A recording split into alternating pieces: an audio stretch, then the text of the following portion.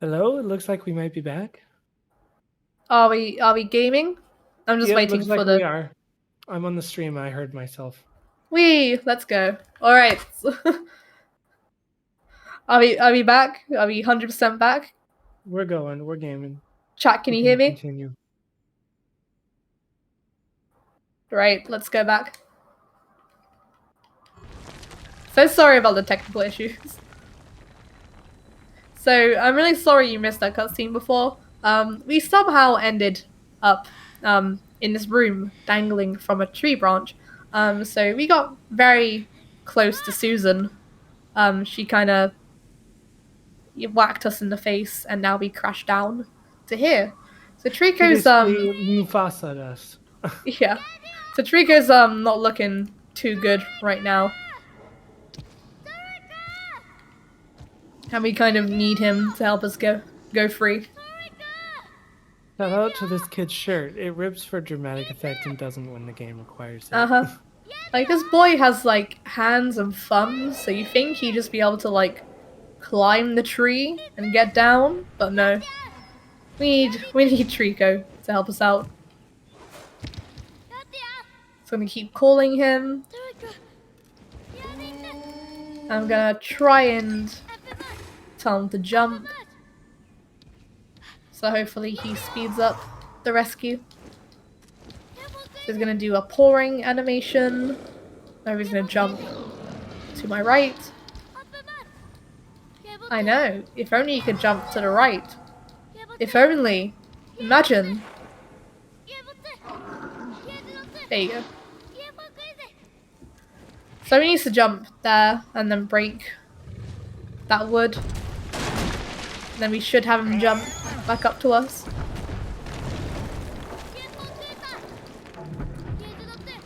Poor thing, Come his on, buddy. eye and ear are hurt.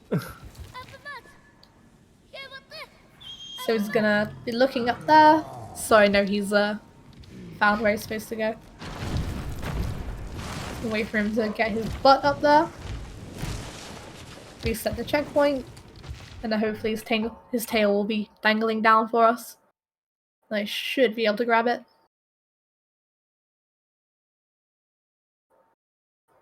There we go. The game likes to have a black screen at some points for no reason. And we're going to be doing another skip right around now as well, called Vine Skip.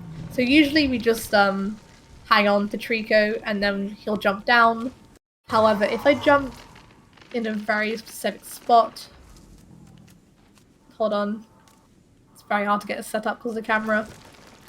I can hopefully throw myself forward and grab these vines and not die. First try. Very nice.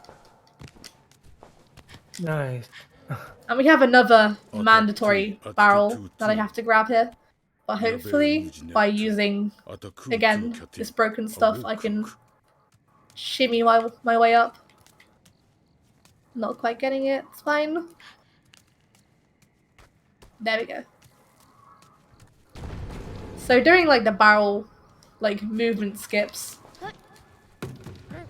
using the camera, you have to manipulate your camera to trick the game into thinking that you can step on things that you're not really supposed to step on holding the barrel.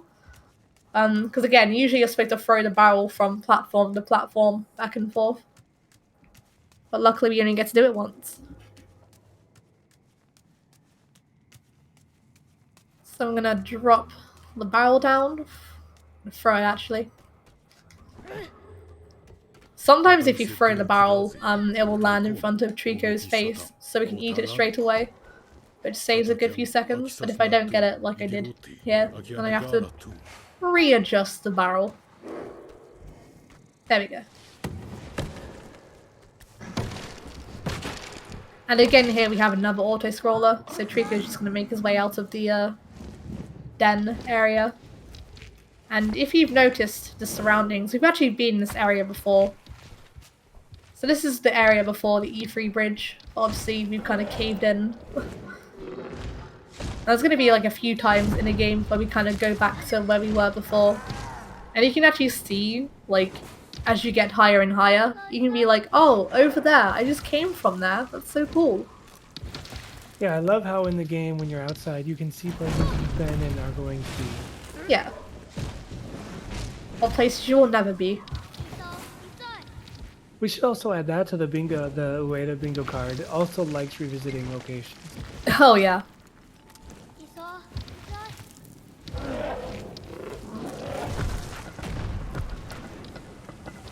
One more jump to go. And we're going to be introduced to like a different kind of enemy type here. So there's still suits of armor. However, these ones, they have eye shields on them. So you know those giant eyes that Trico really hates? They're going to be carrying like miniature ones of them. So during fights, Trico will spot the eye pattern he doesn't like. And then he'll get scared, and then the boy's like vulnerable to incoming attacks.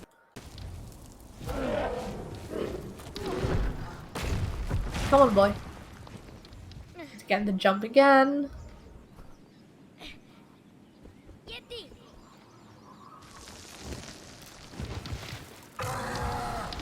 So I'm also going to be doing another jump where I'm not supposed to. Like a Trico to kind of stop moving his head. I'm gonna jump all the way down here, hopefully grab onto this. Nice. It skips me having to drop down his tail, go along there. Saves like 15, 20 seconds.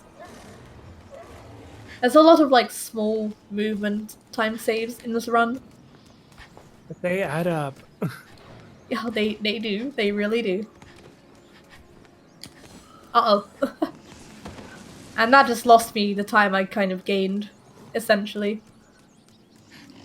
Yeah, jumping in this game is very, very difficult. And if you like so much as touch that wall, you will fall down and have to platform again. Jumping early can be a death sentence in this game. Yeah, but because of the input delay, you kind of have to jump early. There we go. Jumping early is also like certain speedrun strats as well. Yeah. So now we are safe. That's very unfortunate to get. I haven't gotten like that in a very long time. Big sad. So we're gonna activate these guys. We have to avoid them. So we're gonna do a quick loop. I'm gonna run over here as quick as possible. And I'm going to hit this guy. Hit this guy. Hit this guy again if I can. Hopefully Trico will turn around and then start to jump. Yeah, we're all good.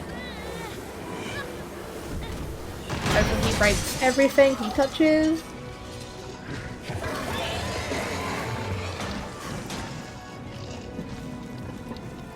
This fight can be kind of awkward because Trico is in a very tight space. So we're gonna stand here and let Trico do his thing.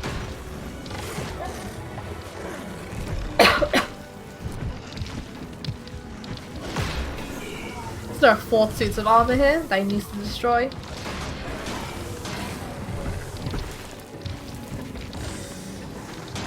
We're gonna reset the checkpoint so that he's no longer angry. It's gonna be in a neutral state, and then we can go ahead and get him a barrel. So there's one here. And it's actually really strange. So during the fight, you can't actually access this area. You can only access this area once the fight is over because there's an invisible wall in that gap.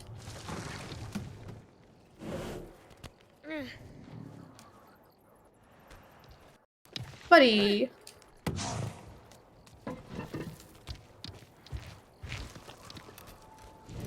You could eat the barrel by yourself, you know.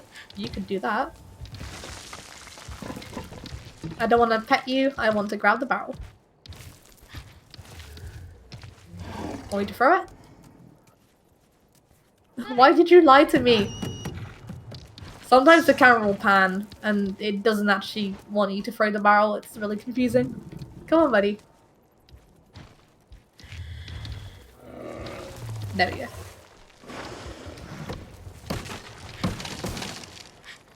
So there's another kind of mechanic in the game in which you have to manually activate suits of armor. We're only required to do it, I think, on 2 separate occasions intentionally, and we have to do it here if we want to get an extra collectible barrel. that's kind of hidden away. So I'm gonna move this barrel, and I'm gonna put the head back on him, and Trico will soon take care of the mess, essentially. Hello, yes, that's me. So we're gonna take this out.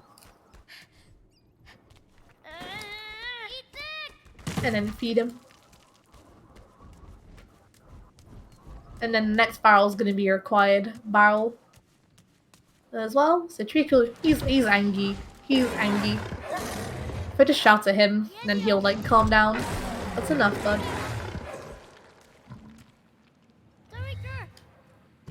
Good job.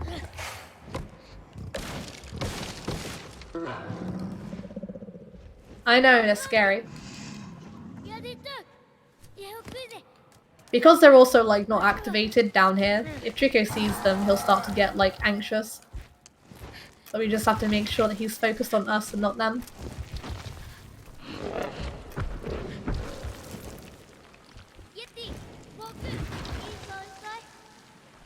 Come on, Trico.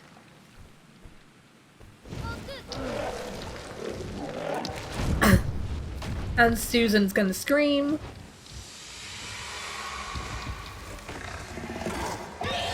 Yeah, Susan just went overhead and started like roaring at us. So Trico responded.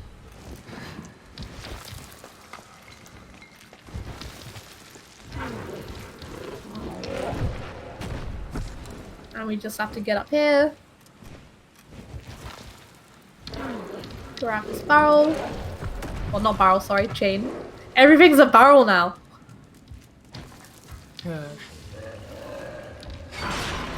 Honestly, like, my brain is just, like, gone to mush. Everything's like a barrel in this game. And you're a barrel, and you're a barrel. Usually I just run, like, any percent, so I tend to, like, skip through everything. A lot of things that we've done. But if you are interested in the run, I am actually going to be running at any percent later on, next Monday. Landed on the head. So I should be able to reset. And hopefully do a quick skip, in which I can jump off his head as he's... Come on, buddy.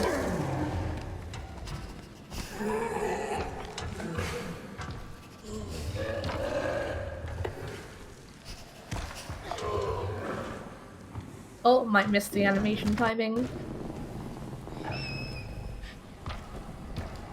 Nope, got it. Perfect. So if I reset that checkpoint, Trico will always do a certain animation to nudge the aroma pot forward. And instead of having to manually move the aroma pot, we can just traverse on Trico's head and make him nudge it for us. And I can move during this cutscene as well. Get up this ladder early. But we do have to move it ourselves, anyway. So we're gonna move this forward, and then the game is gonna kind of trap us.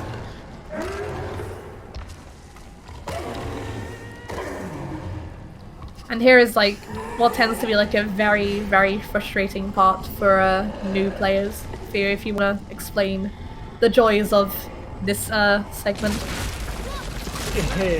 Yeah, the joys, quote unquote. So basically we fall into this like kind of water area, and like all the contents of the bot spill out and dissolve into the water. And so we're now in this area where we're kind of stuck and we don't know how to get out, and there's no ladders or anything. And basically the intended way to solve it is to get Trico to break open the hole in the bottom of the floor where he's standing in the wood.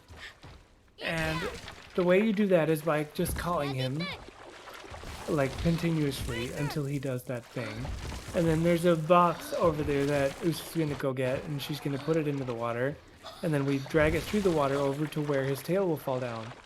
The only problem is his tail falling down can be very problematic because it can get stuck on the wooden beams. And the weird thing about it is that if you the way the game's spawning mechanic works is if you don't look at like up at the hole where Trico's tail is supposed to come through, that will make it come through and fall down enough for you to stand on the box to actually grab it. So it's very weird. But the thing is, none of this is obvious to the player at all. Like, it's not even hinted at very well.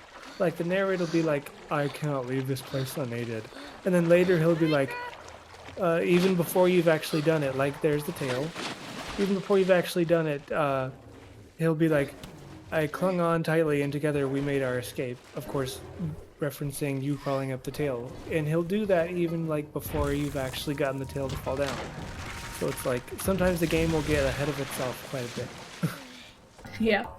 So what I just did there was a specific set of like movements in a specific order to get his tail to drop as I was moving the crate, essentially, the box, into the water. Because you can call him over to a certain spot, which guarantees his body to be in the right position to break the wood. And then again, if you're not looking at Trico or what he's doing, sometimes that will like, I guess the only reason to explain it is we think it may deload some things. So his tail tends to get caught in some of the collisions in the wood that he just angled through. And if you look away from it, we can suspect that there's less things getting in the way of Trico's tail that allow it to drop down a lot quicker.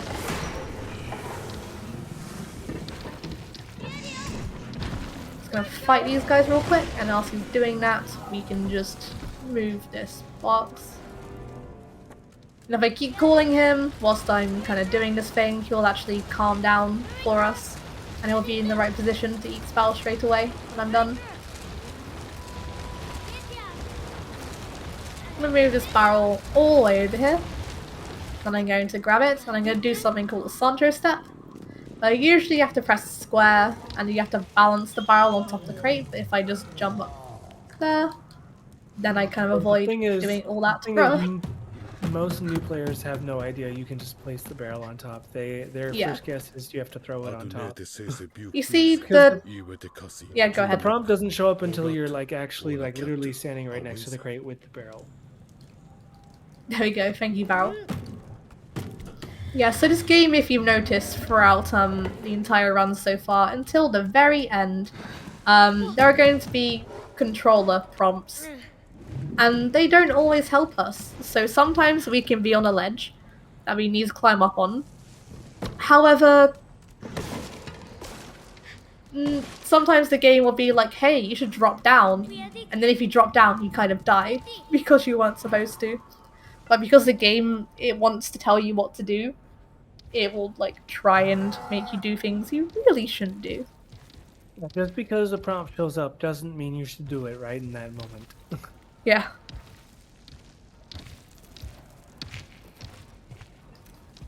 I gave him a command here, so hopefully he jumps up for me straight away. Beautiful stuff. So again, we're going to be separated from Trico, and we're going to get another classic Ueda moment coming up. This game has a lot of things breaking underneath the weight of Trico. Trico is just a big boy. He's just a big feathery boy.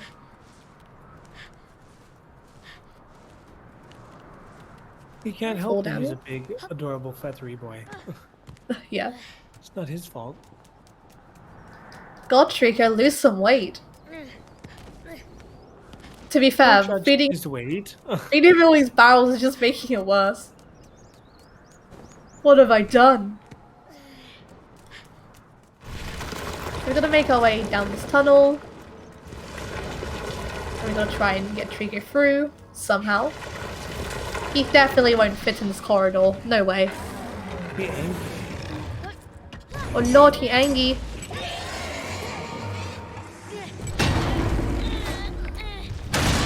So Trico just kind of ended up destroying the entire corridor, so now we have to kind of run away and save ourselves. Now he's triggered another bridge breaking. But again.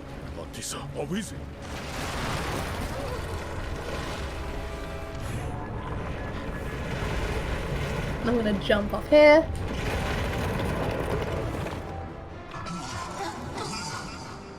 Hopefully he'll catch us. He can still not catch you in that cutscene, by the way.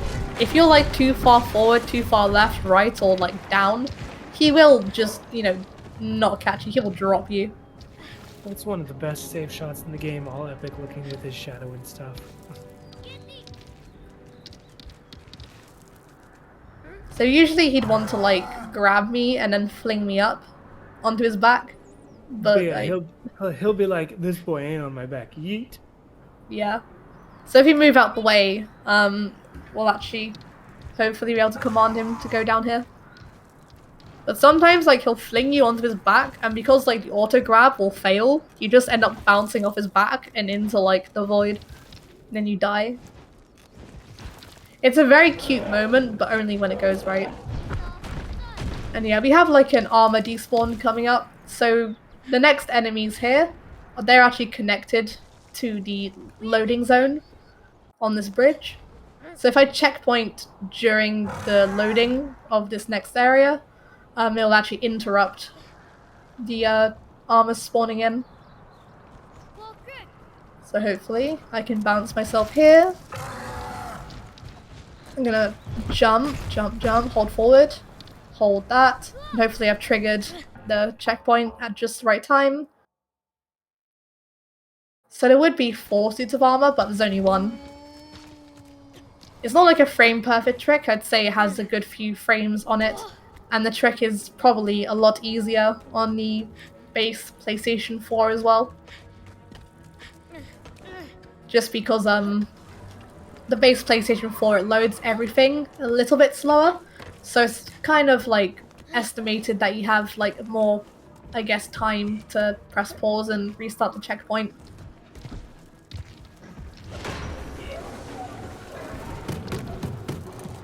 So now we don't have to fight many of them.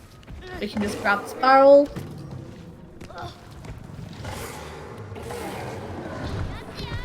And now we also do have an audio glitch. So we have to calm Trico down to get him to eat this barrel. So I have a helmet right there. This is like the one spot in the game, I think, where you actually have to calm Trico down and checkpoint resetting doesn't work. Yeah. Because I can't reset the checkpoint because I kind of broke the checkpoint. I don't even remember what the checkpoint is, I'm scared. Well, it's back on the bridge. Yeah. Could be with the one soldier alive again. Oh no. So I'm gonna grab this. And usually I just, you know, place this anywhere and get Trico to bash me on top of it. However, because there is a suit of armor up there on the top layer, the top floor even, I need to activate it somehow. And so I kind of have to place this in a very semi-specific way. And hopefully pray to physics Jesus that I get the boost I need. Because I need to somehow get this helmet catapulted all the way up, and for Trico not to nudge the cart. Come on, buddy. I know, it smells great. It smells wonderful, doesn't it? Get out the way.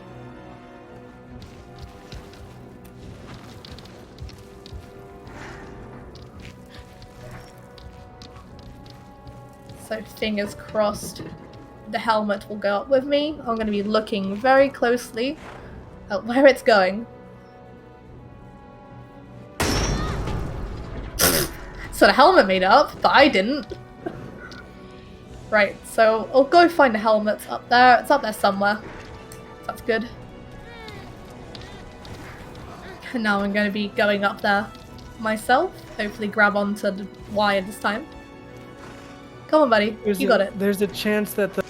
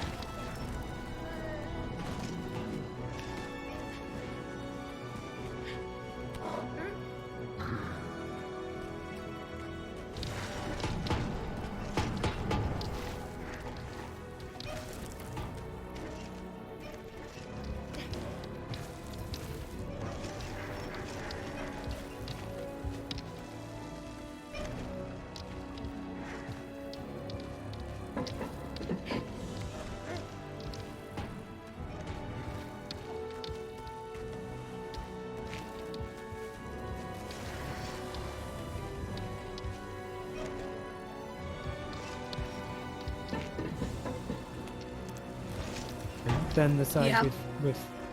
with the beams. I think we talked Cool. about like the physics of each helmet, because each helmet has like a different shape. Come on, Yeah, Trico. because there are different kinds of the soldiers, Yeah, so they have like different colors and stuff, and and everything, perhaps and different shapes. aerodynamics as well. Yep. Come on.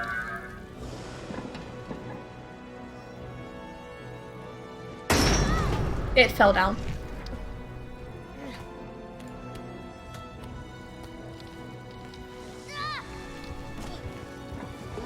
So aiming this is so incredibly hard. Not again, Trico, not again. So we're gonna try and reposition this again. So if I move it maybe a little more this way.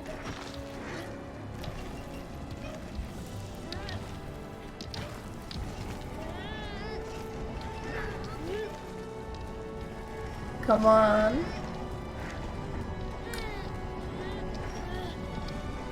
Bit further back. Maybe this position will work. I literally have to like bank on physics here. There's nothing else I can really do. There's no like 100% setup because every single time Trico bashes the cart, sometimes he'll use a different amount of strength or momentum. And also depending on like where I place the helmet on the cart as well. Alright, bud. Again.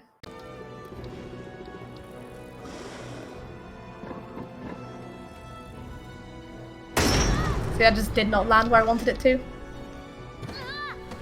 Everything's fine, folks.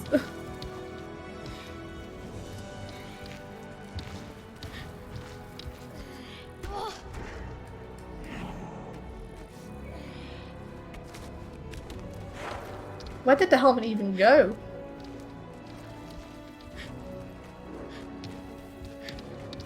Genuinely, I think I've lost it. There it is.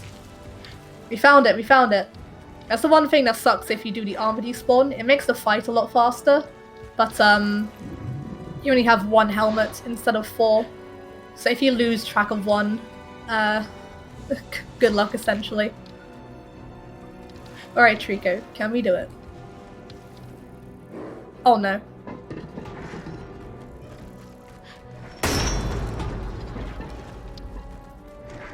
Yeah, this is why the category isn't ran as much as it is. This barrel tends to annoy so many people.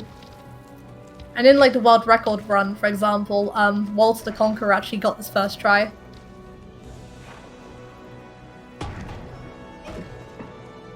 See, he's not getting enough of a launch because it's not like far enough on the edge. And I can't hold it. I was just gonna say you can't hold it while he, because that just doesn't work. Yeah, I have to have it like on the very edge of the cart, which is so hard because it tends to like fall off most of the time. And a fun game of, well, where did my helmet go? There it is. Come on, Trico. And the whole time you still have the battle music going on.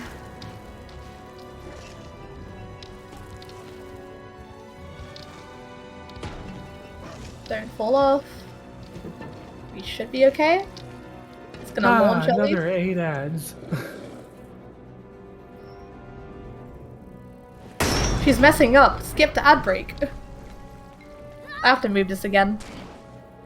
The barrel just seems to... The helmet seems to not be working as well as it should be.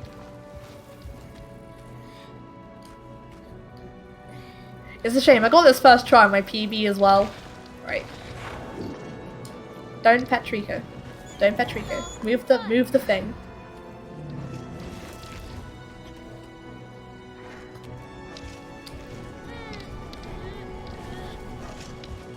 So grab, yet again, the helmet, wherever it may have gone. There it is.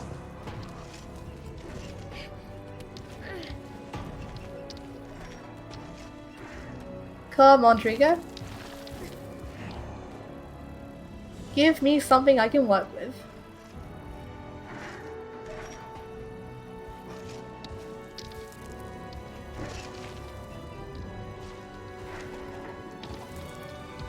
Stay right there. Yeah, the helmet's just going like everywhere. Everywhere except where you want. Yeah. There is no set way to do this. Unfortunately, we just have to keep like bashing and hope it goes through. Because it can hit like a beam, it won't phase through. Like, it's so horrible. I hate this part of the game. This is definitely like the biggest time loss you can have in this run. There is nothing similar to it in any other category.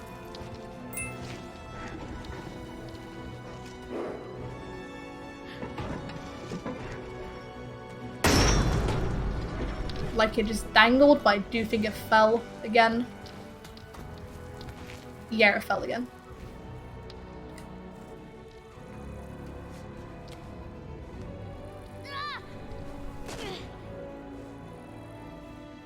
Alright, kid. I just need one good launch. One good launch.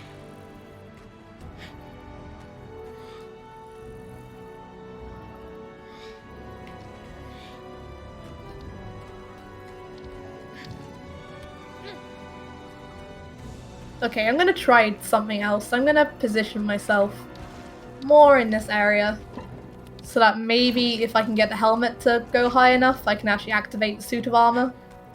Like it will go close enough to him, if that makes sense. There we go. We'll see if that helps us. There's like a number of different ways you can set this up, but no way is like guaranteed any more than the other. It's just like personal preference at the end of the day. Come on, Trico. Ah, the 8 ads are finally open.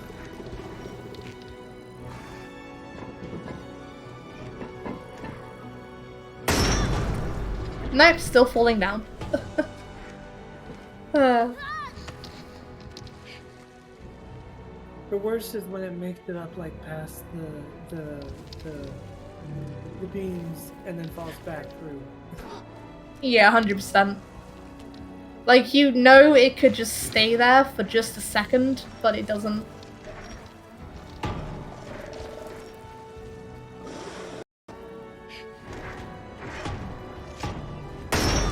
Or it will just, like, knock itself off a beam.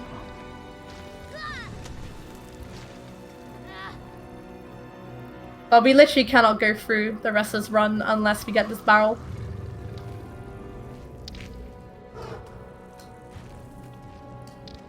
And because everything's mapped to circle, sometimes you'll go to, like, grab something and instead you'll just pet Trico. As much as we love him, we don't want to be doing that every time. I'm going to keep trying different positions on the cart until I can kind of get Trico to do what I want. Trico is such a good burb. He deserves all the pet stuff. And I love him, but we gotta go fast. Alright, buddy. Do what you gotta do.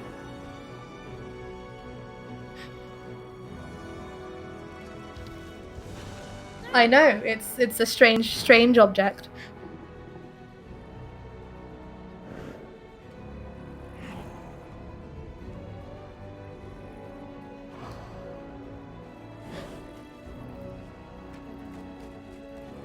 Sometimes he'll also just sit down and look at something rather than actually go to do what you want him to do.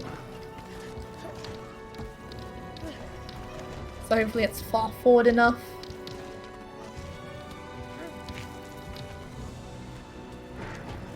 Stop sniffing that. So I'm gonna stand by here, hopefully he'll come around. Trico, why are you just trolling me right now? Sometimes if you move the cart, sometimes he'll get like stuck and they have to unstuck him. I think the thing is the game requires like him to be parallel to the cart. when Maybe. you're on it in order to like stand in front of it so we can actually smash it. Yeah. Because he's such a big creature, he probably needs a lot of space, and maybe there's too many, like, red flags in the Colosseum area for him to bonk it. So he's constantly trying to adjust himself right now, but hopefully he can just turn around and bonk us. Come on, buddy. Got a run to do.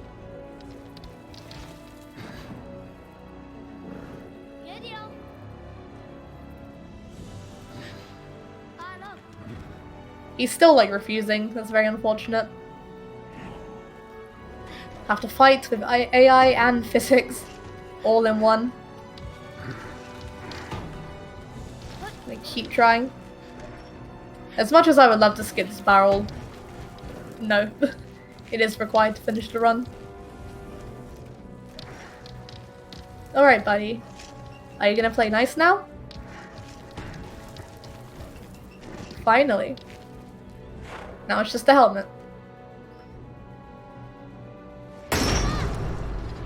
I cannot tell if that made it or not.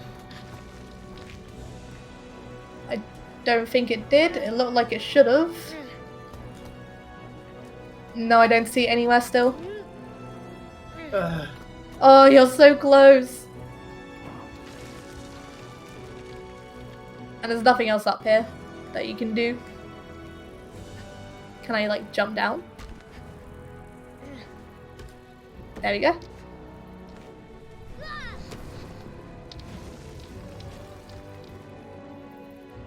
It's just, like, so, like, irritating. Like, the helmet's just looking at me menacingly.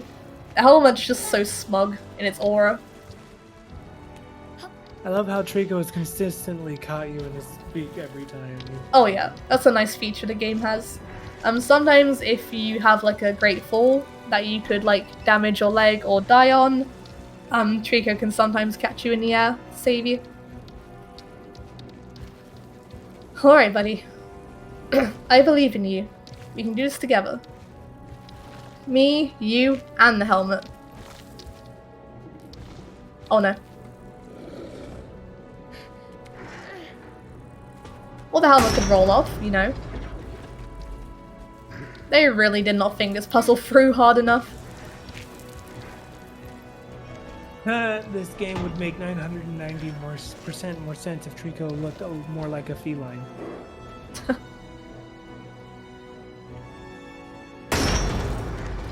Did that come back down, or are we safe? Oh no, it did.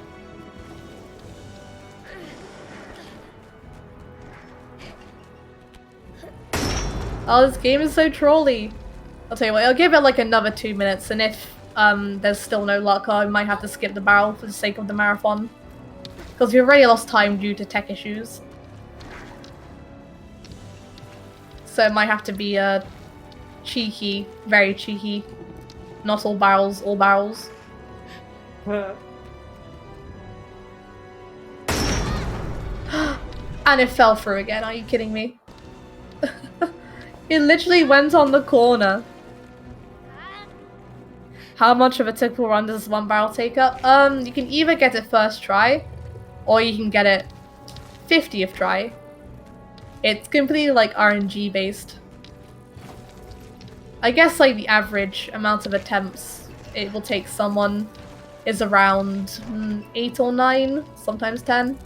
That's a good average.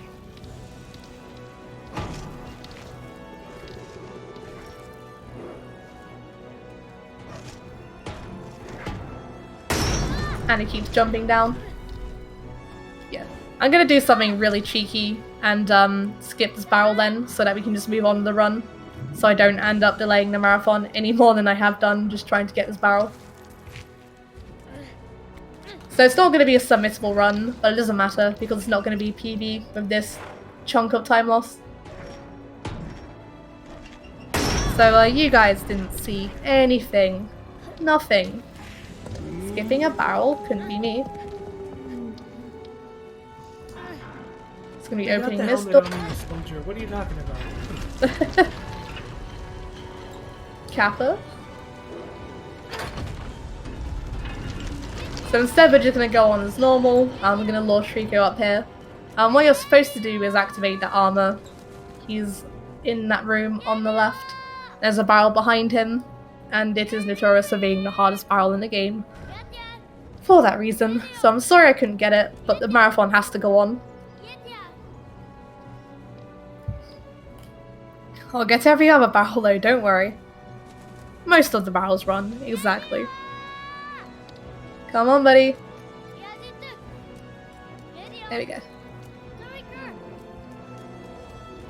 So I can reset the checkpoint here, and then the music will stop. There you go. So I have 2 more barrels in this next section, which is essentially like a water puzzle.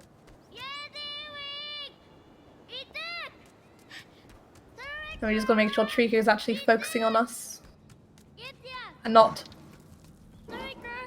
in a wall. Come on, buddy. I think he might have just pooped. I saw him do his poop animation. Hold on, if I have a poop, I have to go double check. Hold on, buddy. Yeah, go check it. Oh my god, we have poops. We have poops. Poop time. So this is a poop. We now have a blessed run. Trico can poop at any point during the game.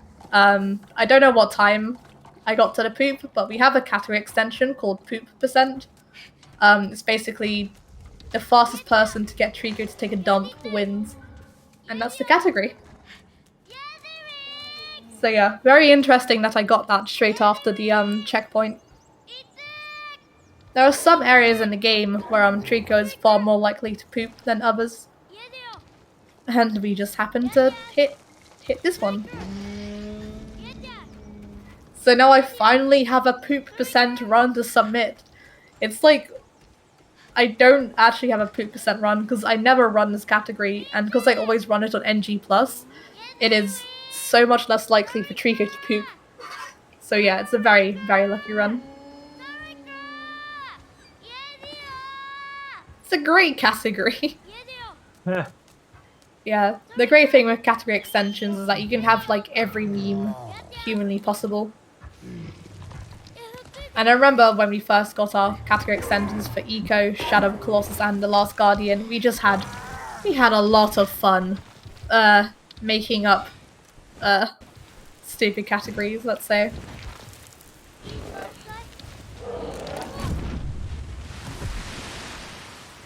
There is a barrel in here as well that we need to give him. Totally didn't miss one, not at all.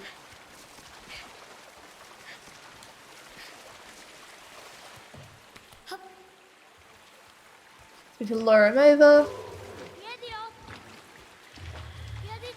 Or not, you could just stand there.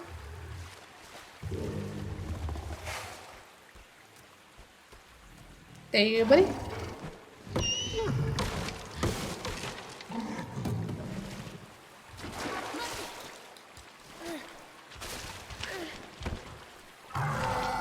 And the diving mechanics of this game are very, very crappy. So the boy is not a very good swimmer.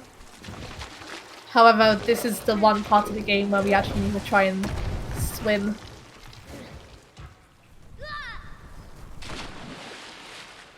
So it's very hard to control, but I kind of have to get the boy to swim and dive underneath his arch. And hopefully swim upwards. Because if I manage to swim all the way to the surface without losing my breath, I can climb the ladder straight away. And I won't get like an animation of catching breath, which I just got here, which saves, well, which loses, rather, a few seconds. So we're going to call Trico down. Now when Trico jumps down into water, like he has done before in the start of the game, he makes a giant tidal wave. And we're going to use that to our advantage on the next puzzle. We're going to tell him to go that way, because that's the fastest way in which you can actually make him dive.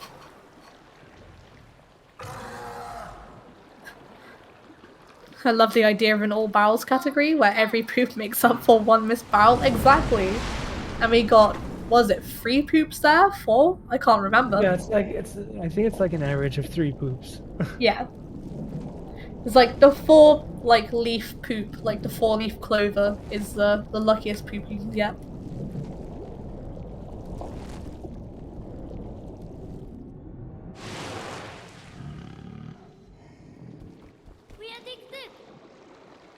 So Trico's gonna want to surface there.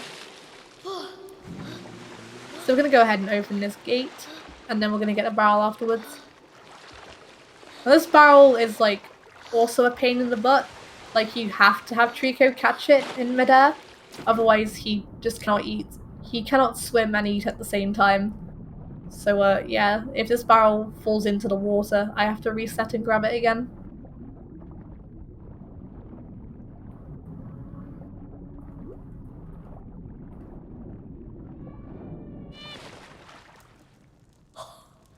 So we need to try and coax Trico to jump in the water by using his magic tsunami powers. I can get all the way up here. And I'm going to keep calling him to make sure he doesn't go back to dry land. Because he really wants to go, and I'm just like, no buddy, please don't go. So I'm actually going to lure him to where I want him to go. So if I swim to over here and keep calling him, he should follow me. So you get him as close to here as possible. There we go. I'm going to jump on top of his head and then climb up here. Once his head is actually stable. You're right, buddy.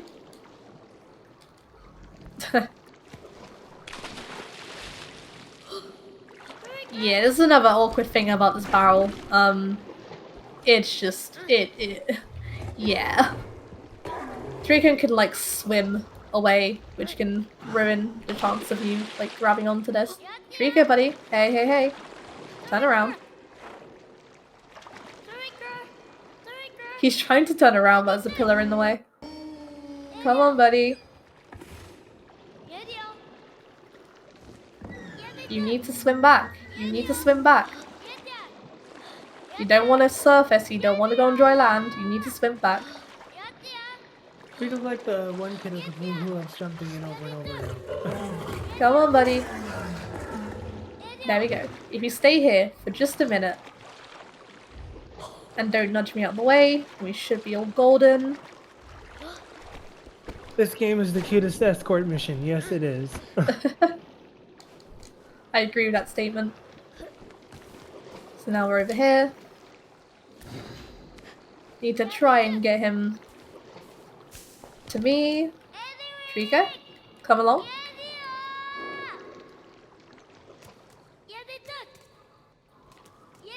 So I'm gonna grab this barrel and hopefully first try, he will actually like chomp on it midair.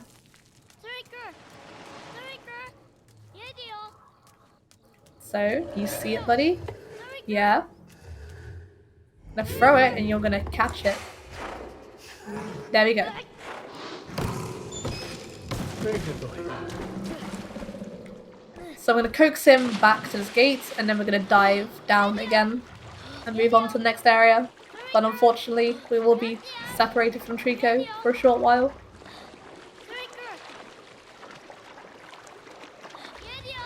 I'm gonna position him just around here.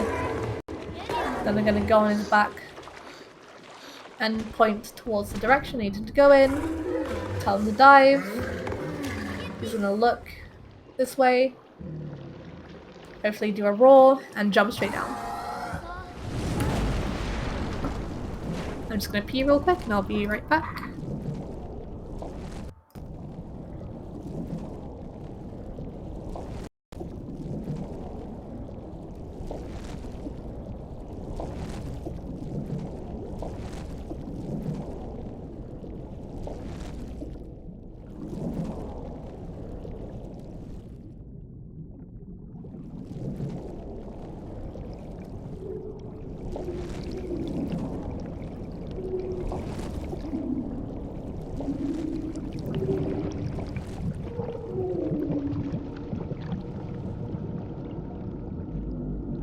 I'm having to watch the stream, so it's very delayed, but I just saw, as you can see, moments ago, the boy just let go of Trico. Obviously, Trico is not aware that we don't have the same size lungs that he does, and so we can't hold our breath as long as he can. So because Trico has like giant animal lungs, he can actually hold his breath a lot longer than we can. So unfortunately, we do have to say goodbye. And we somehow ended up in here. I don't know how. There's like no hole leading towards there. It doesn't make sense. So we're not actually going to have a barrel for quite some time now. We're actually going to see our beautiful friend, Susan, again very soon. But she's not going to be happy to see us. That's a very sussy looking jail Vader. This game can be summed down to just a single meme. What the dog doing? Yep. Keep calm and blame, that do be me. So there are these magical cages that we're going to be seeing in this section. Unfortunately, there will be a puzzle coming up involving more physics, which is great. I love physics in this game. Nothing better. Oh, shut up with your melancholy music. We know Trico's missing. It's like, oh, you should feel sad that your dogs ran away from you. What the dog doing? We don't know. He's not here. I don't know what the dog doing. He's probably, I don't know, chasing cats or something. I don't know. Making friends elsewhere. Pooping. Eating barrels.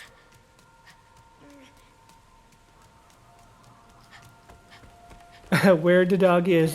Same quest, same answer. We don't know. Where the dog is. The dog with the barrel on him. The barrel dog. This section's literally just like moving up to where we need to go. We're going to be doing some tighter movement in a short while when we see Susan again. Who let the dogs out? Oh, don't you worry. The dog's going to get out in a minute. It's really interesting because Trico and Susan actually have a different body model for the game. So they're actually like completely different. Like Susan's actually like fatter than Trico. Someone actually managed to access some of the files for the game and view, I guess, the models of the creatures and find out that Susan and Trico are actually two very different models. And I think Susan's the only one in the game that has that, right? Yeah, only one in the game.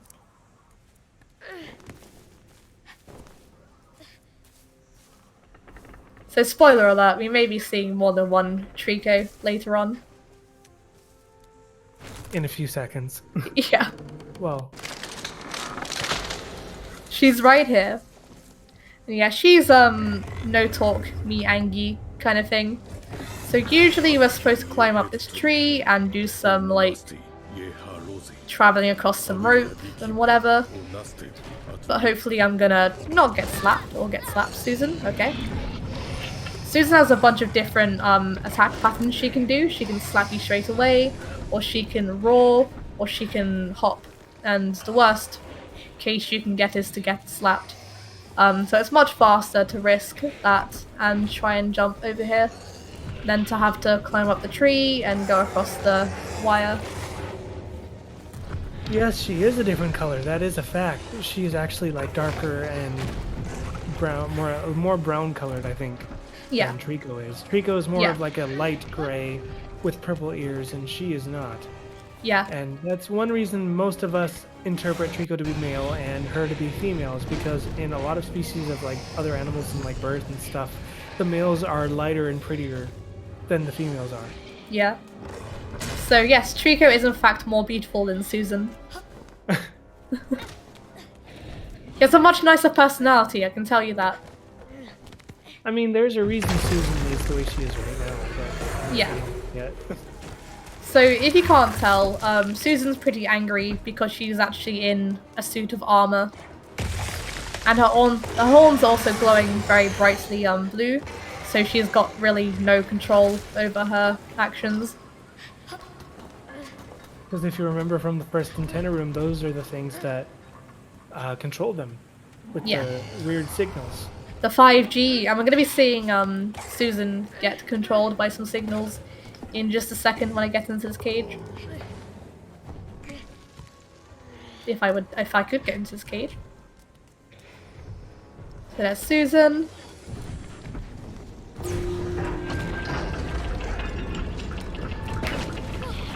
Yeah, so she's a lot darker than Trico. She also has a much longer tail, and she has very tiny wings. And she's gonna totally ruin our escape plan. Oh no, Susan, how could you? Oh, come on. And she is angry. Very angry.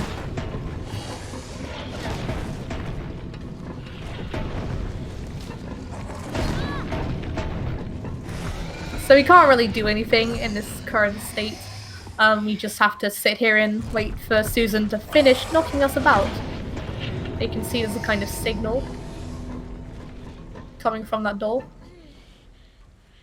And her horns are starting to glow.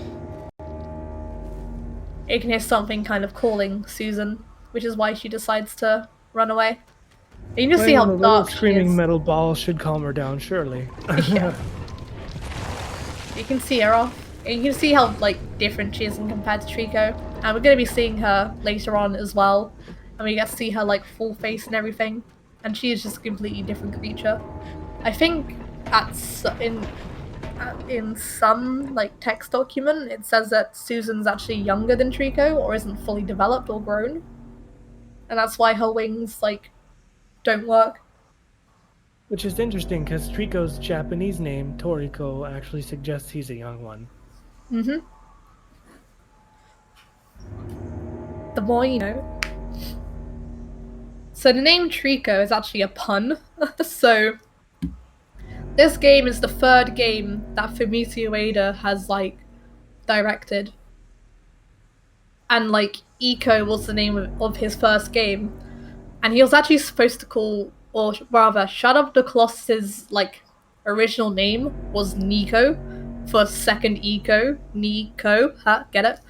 And so in to keep the pun alive in the I guess Western dub, the creature is called Trico for third Eco. So the third game in the series. Fun stuff.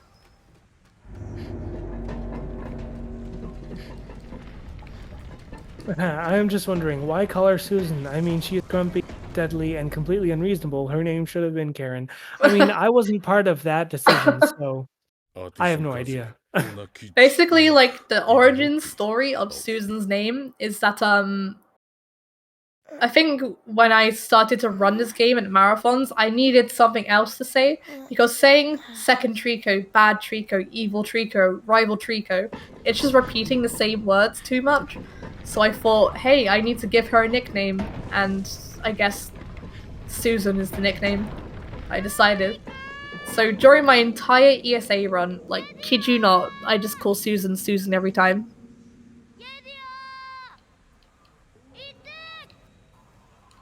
Come on, Trico. So we kind of stayed here for the evening, or for weeks, we never know. And we have to try and coax Trico back. Where he's going. Whatever you do, you interpret eternity as. Trico always comes back for us. Yeah. Rescue me, please.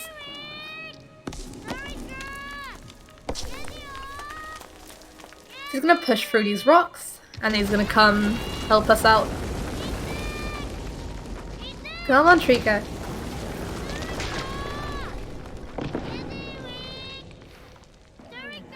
Come on, buddy. Is it just me, or does its chest feathers always look way more white right here? I can't tell. It depends on the lighting. Because if you guys don't know, each single feather on his body is individually modeled. Which is why if the wind is blowing or something, In a every certain single spot on feather. him, only those Yeah. feathers will ruffle Yeah, or it's the blow in same the as wind. when you climb on Trico. Each feather is just you climb on each feather and grab each feather. There is like a skin underneath him that's feather patterned, just so that it looks seamless. But yeah, like they really did put a lot of detail into Trico in general, which is really good because they were originally going to use like the PlayStation 3 for this game, and I don't think That's one it's reason gonna. why it was delayed is because they originally developed it for the PlayStation 3, but like everything Ueda wanted to do with it, it was too. The PS3 was not powerful enough for it, so they had to move to the PS4. Yeah, which is strange because the PS3 is like it's a really good console, and this game isn't actually that complex or that big. So it's weird that implementing like Trico essentially like broke the PlayStation 3 engine. But I'm really glad it came out on the PlayStation 4 instead, because it just looks so much prettier than it would have before.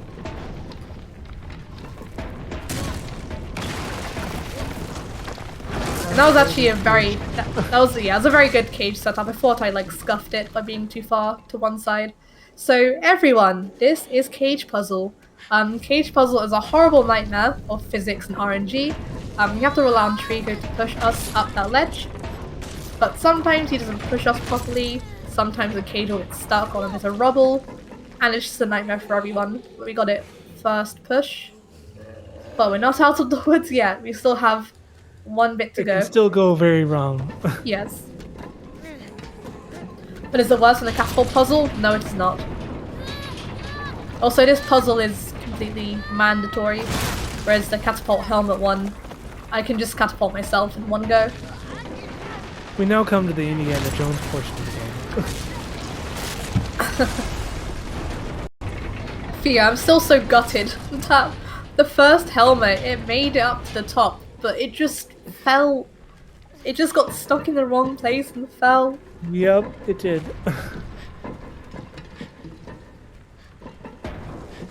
And also moving this cage is such a pain. Like turning That's is a weird impossible. Come on. Momentum.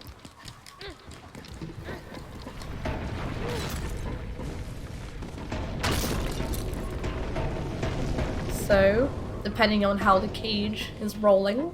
It is entirely possible to land right on that little pad that we have to get onto now Yeah. ourselves. So we have to roll onto that magical thing there to open the cage up. I can only do it with enough momentum, which I have to run up for. And now Trico is going to be in the way, which makes the puzzle even harder than it needs to be. And I have this cage as well in the way, and Trico's legs about to push me off. Thanks, buddy. There we go. Hey, what are you doing? How's it going? Let me help. What have you got there? A smoothie? So hopefully he doesn't get stuck here. So we have another mandatory barrel coming up, which I need to grab. So Trico's gonna lie down and be really hungry, so we need to feed him. And luckily there's a barrel tucked away underneath here. I'd be hungry too after digging all those holes. Oh yeah.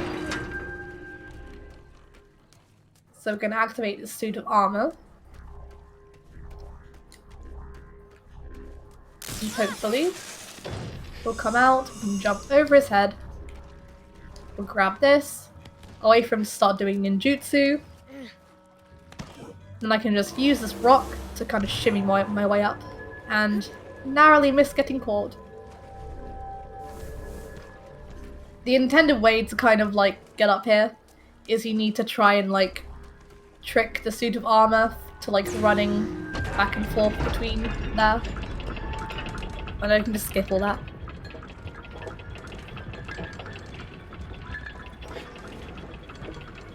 So hopefully Trico's in the right spot. Yes.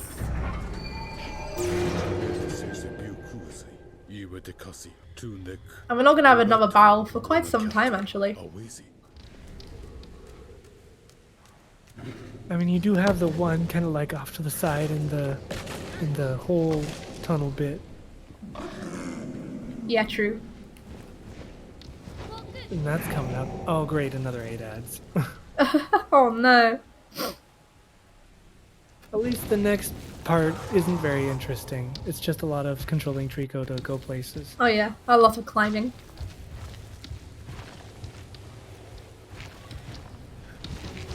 Yeah.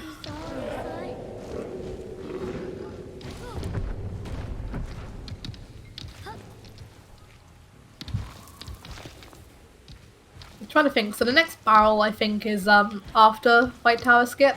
I'm pretty sure. If I can remember correctly. It's the one in the tunnel. When you jump up in the hole. Hold on, buddy. My cat is almost sitting on the keyboard. Oh no. Yes, it's the one up here, and then we have one after White Tower.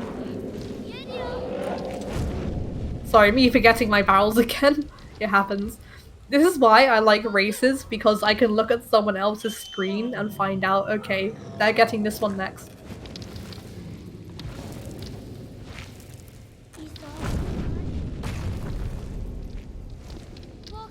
It's like when people race like Shadow of Colossus, if one person's on one Colossus, and another person's on another, and they keep talking, like they'll get confused, and one will run to the wrong one, and it's just so funny.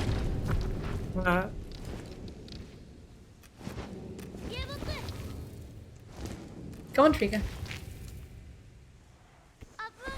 That's it, buddy. Good job.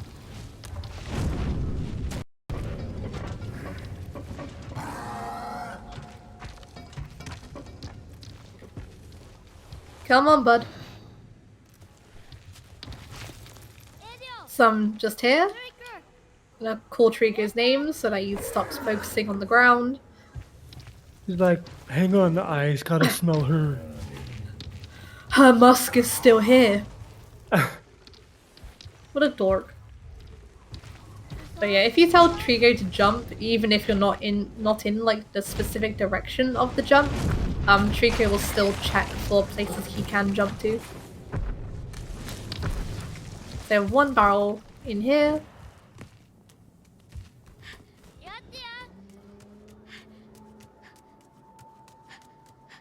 So we're gonna go grab it real quick.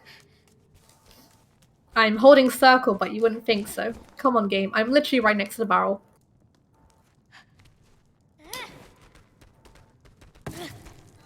There is actually an out of bounds up here as well. You can climb up the side of the wall and get your way out of bounds. However, like, you actually That's cannot an progress. incredibly hard jump.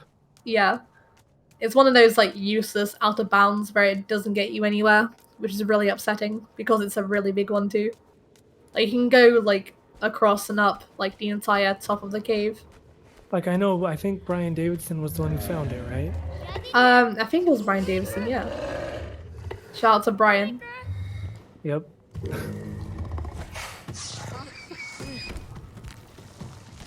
Yeah, we'll have like quite a few shout outs to give later on. Yeah, Brian Davidson is one of the people who made a lot of progress in finding skips for this run.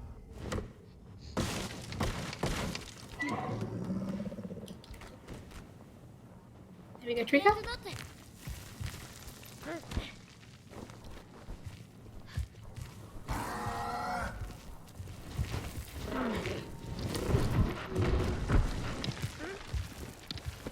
Come on, Trika. Any minute now. So yeah, still got really nothing going on. This is actually the point in which Susan actually like slapped us down earlier, and I think you all missed that because of the tech issues and the stream crashing. So we need to try and coax Trico over here. He's just screaming, you know.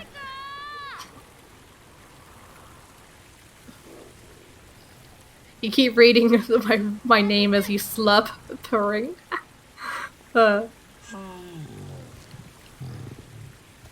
Yeah, I kind of picked like a bad spelt username, but it's completely fine. It's really funny trying to hear like other people pronounce it and spell it. It's great.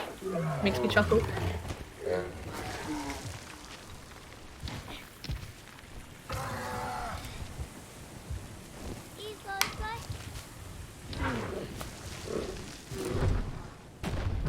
I'm guessing that the horn's holding the magic power that lets those things be controlled. If that's the case, there are treaty features that can be radio controlled. Essentially, yeah. They're on like a specific 5G. radio channel. Yeah. So if you get like a walkie-talkie, you can actually like tune in to like the Trico horn radio.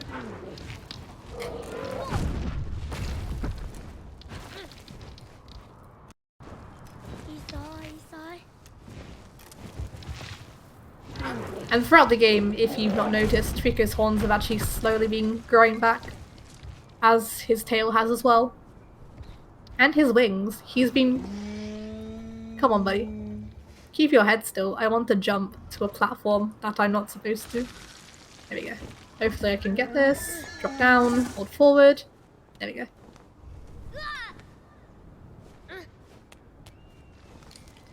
Yeah, so when we first found Trico, he was quite injured.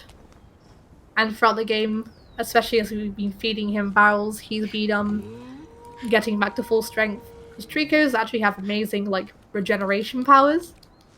And I don't know why. It's kind of like a lizard, if you remember at the beginning of the game, he would like before you took out the first spears, he would like try and stand up and then he'd whimper and fall back down.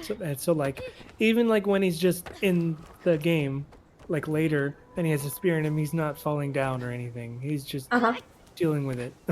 Yeah, he handles the pain like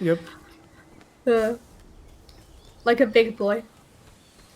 I'm actually gonna have like another like the last break in the run, I guess. So we're gonna have an unskippable cutscene very soon.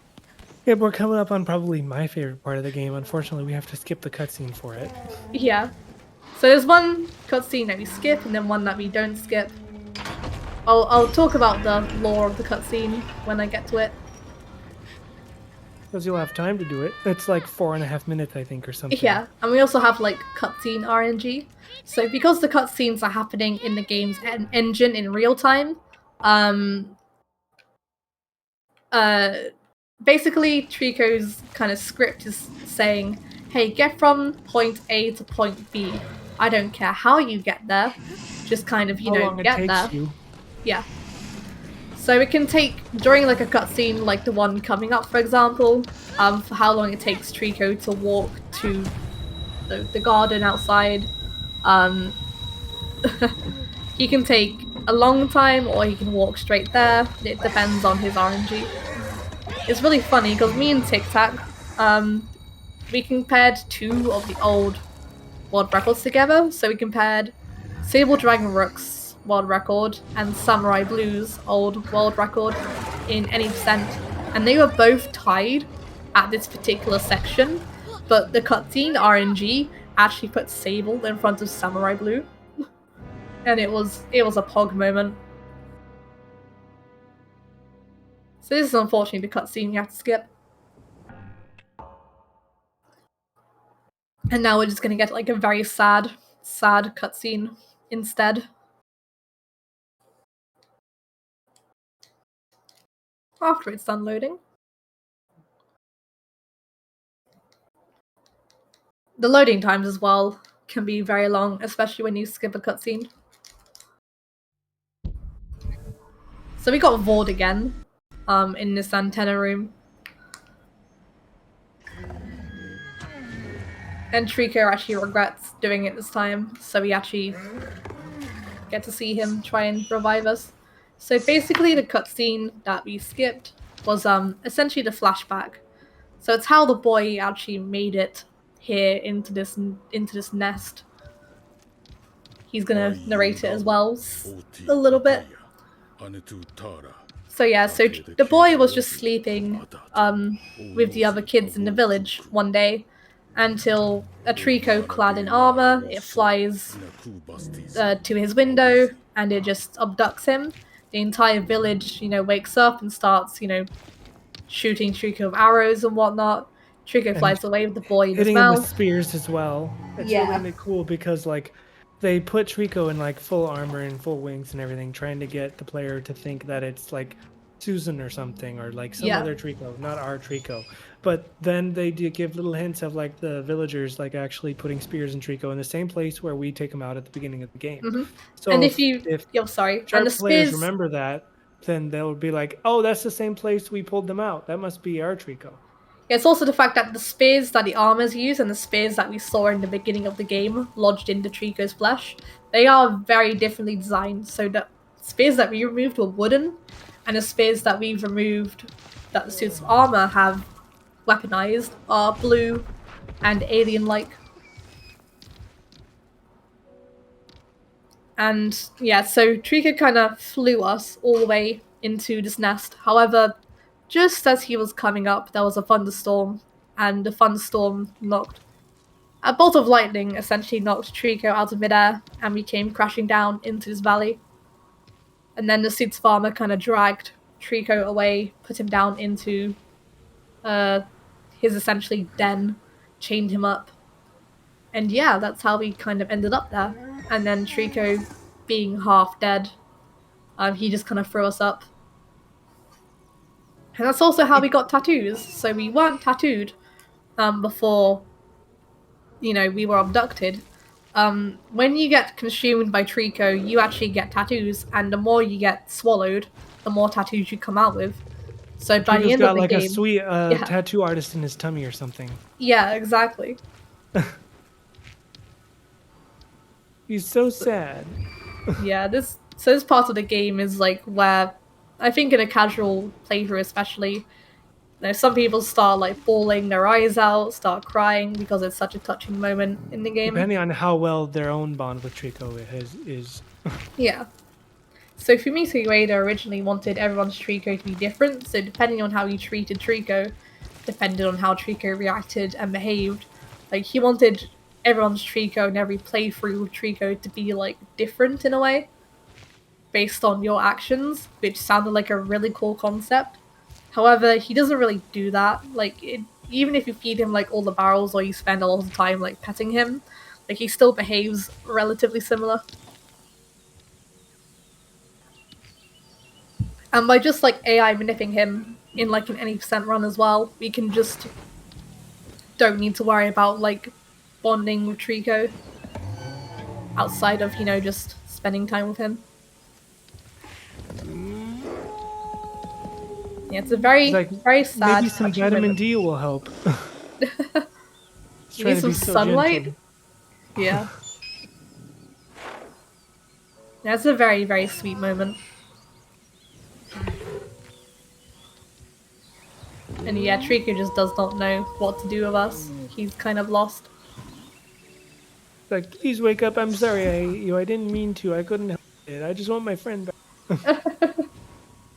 I'm sorry, I'll never do it again. I promise.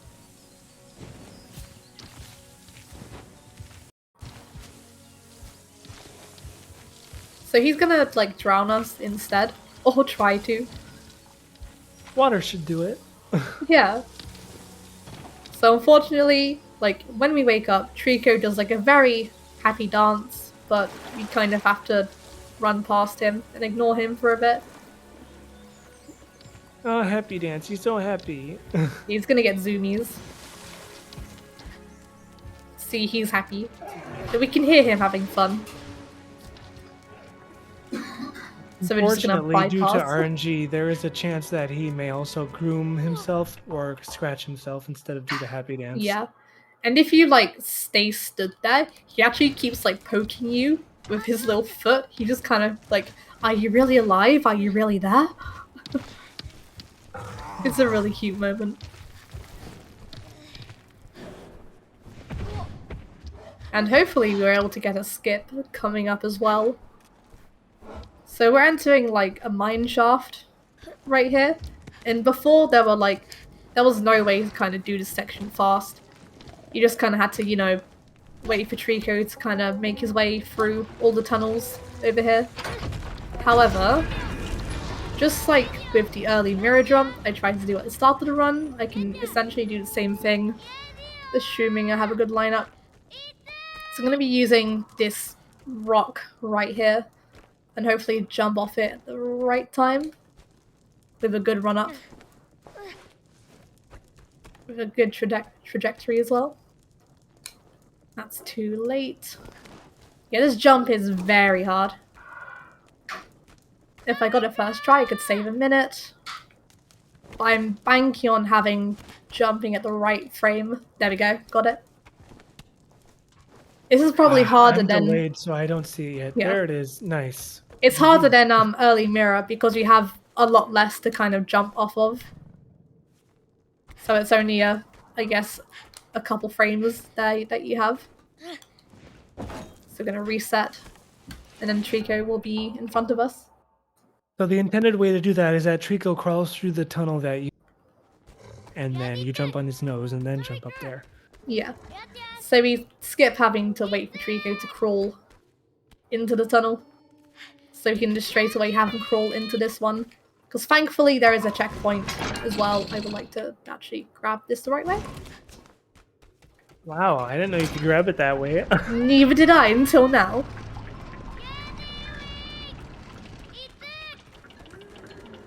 That would be terrifying if it was Susan. Oh, tell me about it. Come on, buddy. Him a crawling.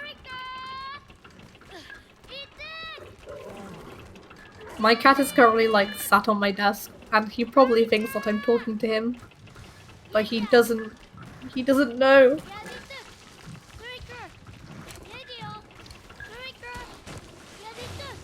So because I'm doing another run later on in the marathon next Monday, if we're lucky and if the cat's behaving, I'll set up a cat cam, and then we can feed the cat treats and stuff in between my runs. Because I'm doing a Trico Effector, which I have to run this game, Shadow of the Colossus, and Eco in one sitting. It's going to be very long, it's going to be very difficult, and it's going to be very fun. But luckily we'll be doing an any percent run of The Last Guardian, so we will be getting through it a hell of a lot quicker than this run.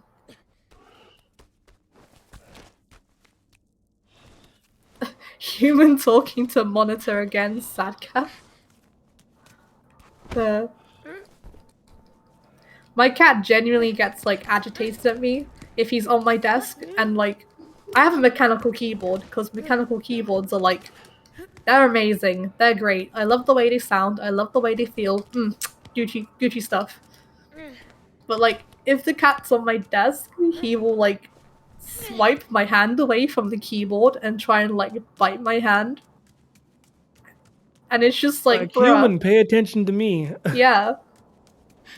Don't play with the keyboard, play with me.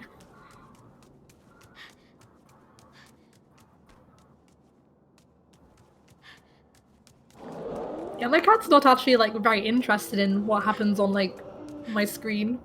He's just like loafing right now. He's just like converted to bread, essentially. So I'll fight here. Rico's love for you helped him wake up and escape a cave-in. Aw. So far this fight's going really well. Still not dead. Okay, that's a really good fight. Yeah, that fight is notorious for being like really slow in the game.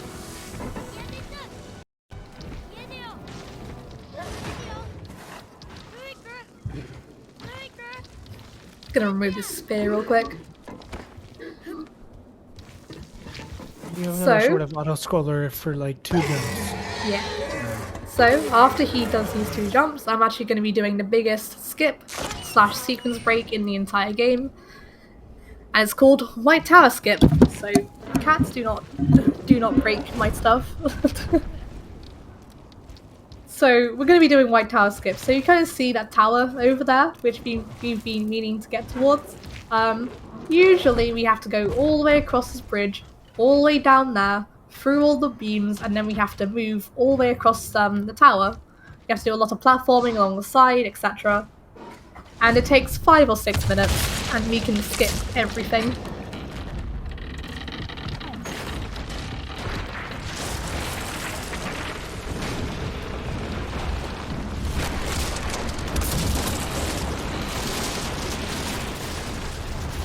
There you go. So instead of having to platform my way all around the tower, I can just use kind of the way this bridge is built to my advantage. And hopefully I'll get it first try as well. So I have to take out those eyes over there, because that's, you know, kind of in our way. And we need to get through. So again, usually we're supposed to be going to those platforms over there, to the right of the tower. However, if I line myself up perfectly,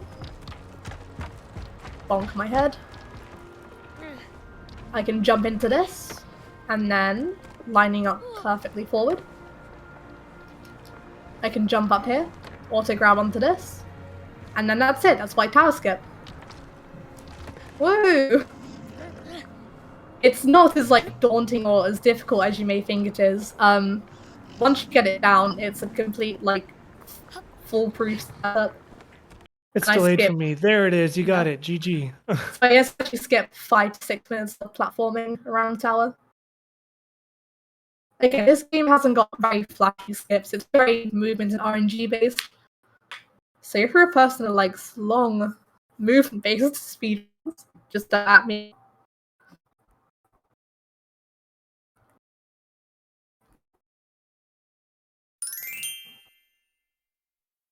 And yeah, we can't move right now. We just have to wait for be rescued. So I think your internet's cutting out. The stream stopped. Oh no. You're also sounding robot-y in Discord. Oh no, hold on. Let me just check something.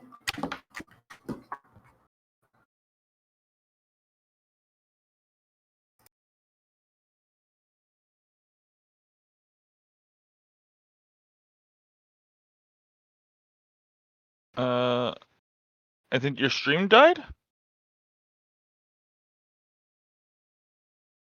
Yeah, it did. She was sounding robot-y here in Discord, so she's gonna check it.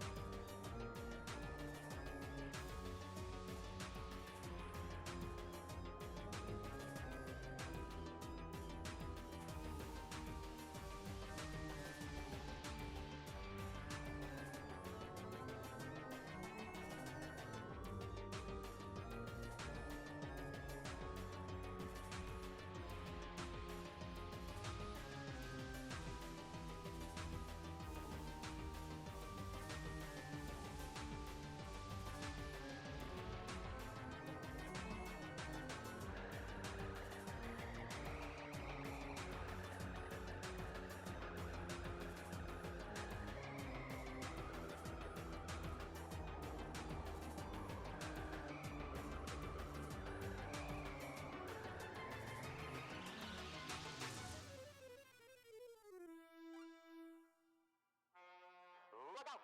The last thing you remember before blacking out was a shadowy figure approaching in the road in front of you.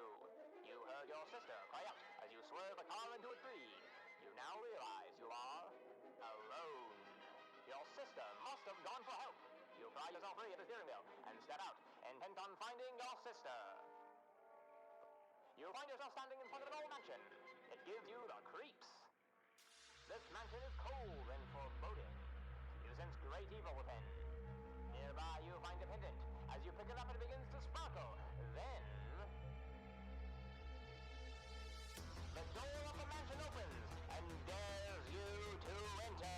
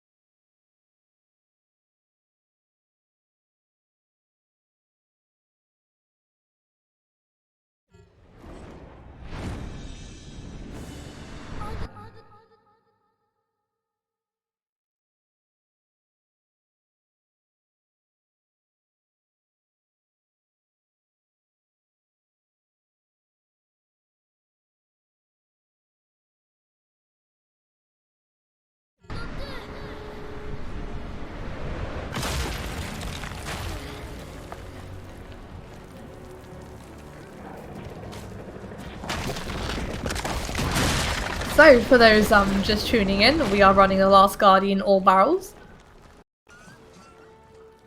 And we've just done the biggest skip of the game, and now we're just kind of back trying to help out our buddy. So unfortunately we had to run away from a bunch of enemies, and now Trico is kind of stuck in this sticky situation. The enemies like basically froze us and they captured us, and Trico's love for us helped him overcome his fear of the eyes, and so he like busted through them and smashed all the enemies up and saved us. Yeah. But because Trico's so big, there's nothing on this tower that he can safely, you know, kind of push himself up on. So we need to kind of help him here. I'm going to try and do a little skip by jumping into the air and hopefully grabbing onto a part of Trico. Ah, shame. Usually you're supposed to grab, you know, the head of Trico, but if you miss it if you overshoot the jump rather, then you end up grabbing the tail. Which sucks, but oh well. I'm buying plenty of time for the marathon and their tech, trust me. This is all on purpose. So I'm just gonna walk off Trico. There we go. I'm gonna pull this down and Trico should be safe.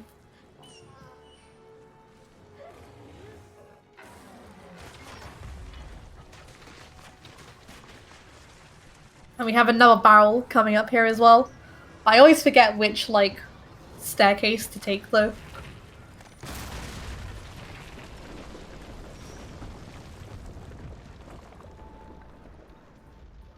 Alright, Trico. So he's supposed to catch us here, but he still can miss if we're too close or too far from the wall. Okay. Another trust jump. Yes. And again, these aren't like properly scripted events. He can still just drop us. But we're fine.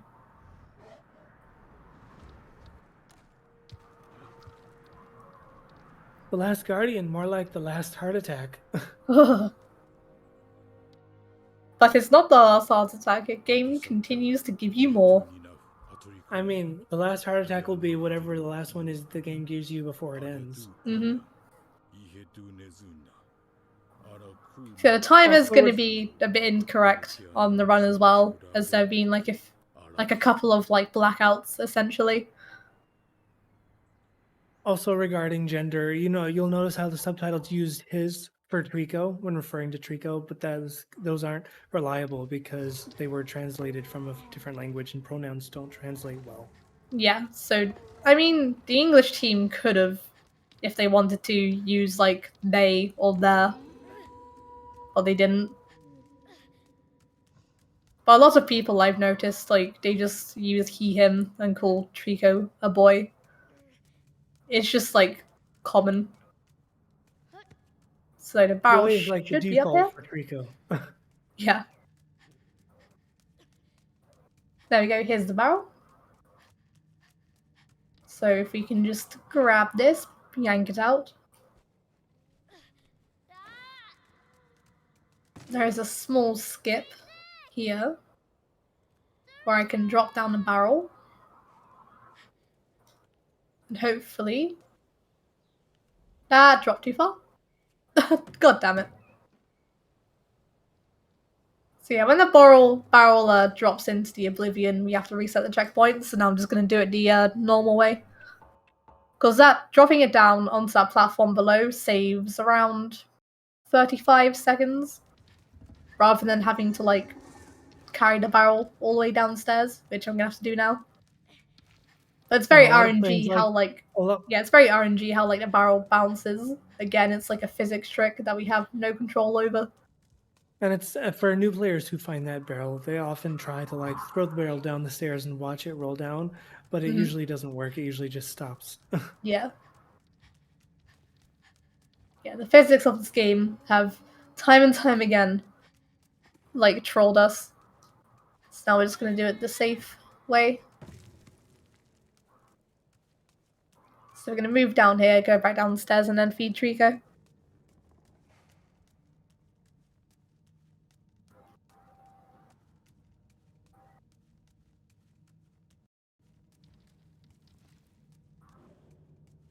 So very, very slowly. Yeah, that's why we like getting that skip first try and having to skip like carrying this all the way down.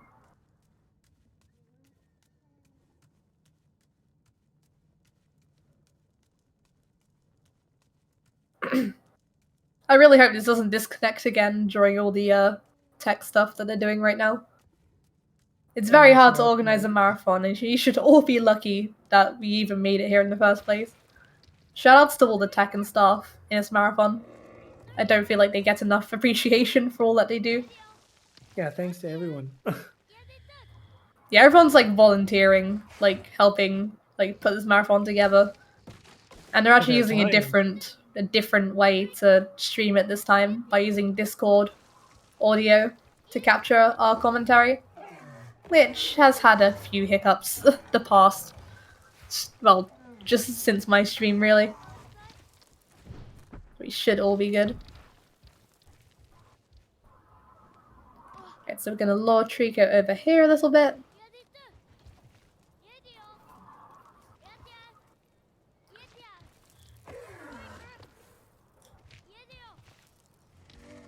There we go. So I want him to jump in the direction he's looking. Sometimes if you tell him to jump, he'll jump back up where he's supposed to go. Or he'll jump kind of to here, which I don't want to happen. Because if I get him to jump like this, he actually flies over, which is way, way quicker. And then having him like platform down slowly.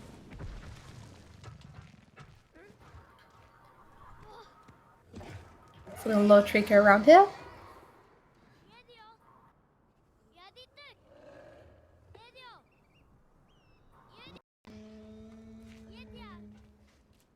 There we go. Looking at his body language just to make sure that he's kind of understood the direction.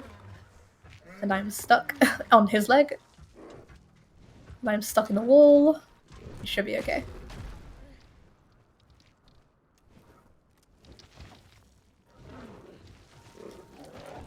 Perfect. So I'm going to be doing a specific set of movements here to save a little bit of time and then also skip this fight. So I'm going to slide down here, land on this, jump down, hope to not break my leg. And instead of having to wait for Trico to fight these suits of armor, I can just bypass them and then push this eye across the bridge and then pull a lever to destroy it. And suits of armor aren't going to cross me here, even though they could 100% catch me. So I can just completely skip this fight.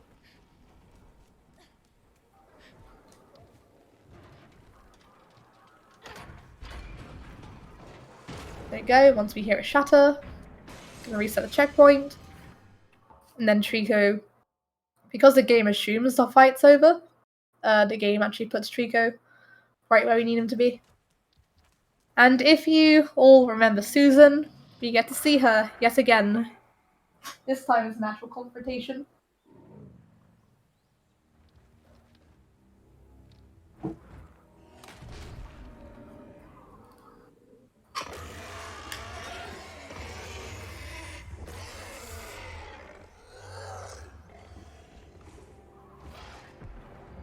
So yeah, we're in danger right now. Insert the I'm in danger meme. I'm in danger. And Trico, bless him, he's not exactly the best fighter. He gets his ass whooped in this fight. Spoiler alert. So we need to try and help him out, because he can't stand up by himself. He So tries. pull His this. his heart is in the right place, but Yeah, Rico's a lover, not a fighter. exactly. I'm gonna jump onto Susan right here. I'm gonna grab her tail before this kind of cutscene starts. I'm gonna move her tail into here. So the guards there are gonna be kind of throwing spears into Trico, which I do not want. So that's why I want to get here as quick as I can. Because we're having the spear check coming up as well. The camera's gonna change rapidly. And I'm gonna move through their legs so I can get to the other end of this arena. Oh, careful, careful, careful.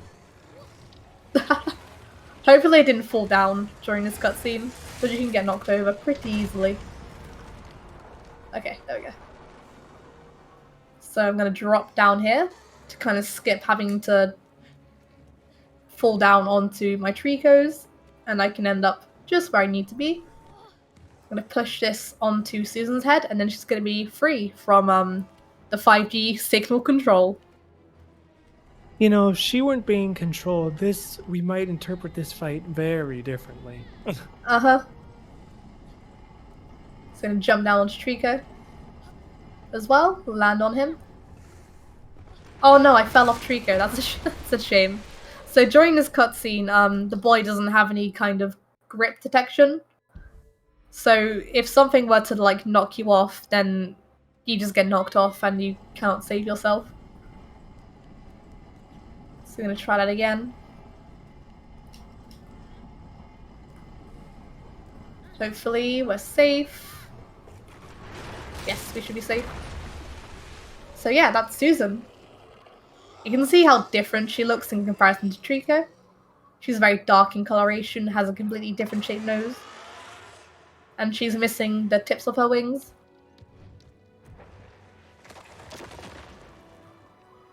And there she goes. So Trico's got some spears in him, so I'm just gonna take them out.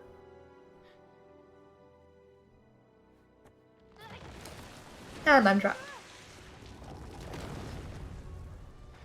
So I'm gonna take out the spears now, rather than later, because I don't want to risk the soft lock here. Sometimes the game, even if you've removed all the spears, it will still assume that they're still in his butt. But we'll get a line of dialogue that will indicate to us whether we've got it or not. So we have a magical mirror back, a magical laser pointer. And we're gonna have it for the remainder of the run as well. Rico didn't poop that out amazingly. No. I guess that's not adjustable. Calibrating my Trico. RGBIs again? Gonna stand up onto this guy. And the game has to kind of remind you how to use the mirror because the game is condescending like that. So I'm gonna be shooting some things down quite early. Be shooting that down. Be shooting this train thing down. What exactly are they anyway? I assume you mean Trico and Susan. Well, they are Tricos. Like, that's their species. Yeah.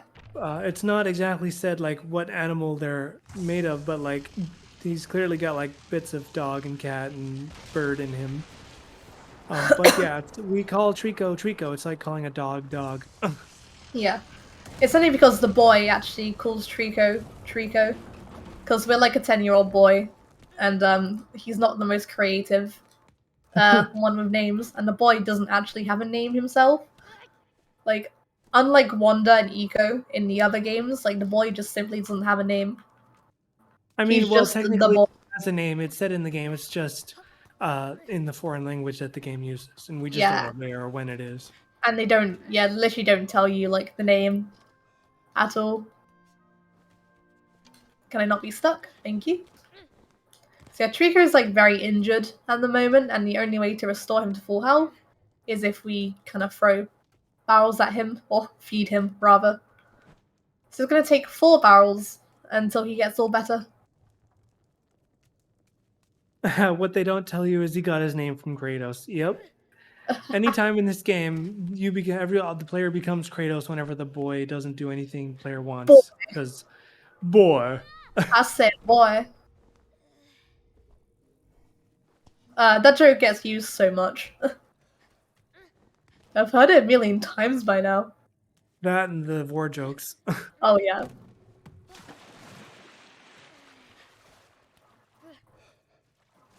So Trico's, like, too weak to eat by himself, so we have to, like, stand really close to his face and just hold the barrel to him. Yeah, unfortunately, this part frustrates a lot of new players because they sit there and put the barrel in front of Trico's mouth. Unfortunately, the game design right here prevents him from eating it by himself if you just put it in front of his mouth and don't hold it. Yeah. You are basically required by the programming to hold the barrel in front of Trico's mouth. And most players don't get that, or some of them like figure it out and they begin to like hold it themselves, but most of the time they just sit there and yell at Trico for not eating the barrel when they could literally just be holding it. Yeah, and if you're either too close or too far, he won't be able to grab the barrel from you. You have to be in like a sweet spot, essentially. And you have to sit and stand and wait in that sweet spot because a lot of Yeah. new players will also like try and push against Trico's mouth, but you're not supposed to do that. You're supposed to sit and wait for Trico to like try and eat them himself. Yeah. You can like nudge forward, but if you go too far forward, you actually be like blown back by his like breath. And you'll drop the barrel.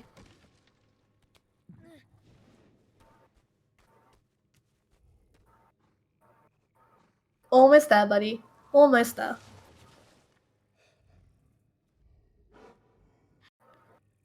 Yeah, just like that. The barrel will be knocked over. And Trico won't be able to get it. There we go.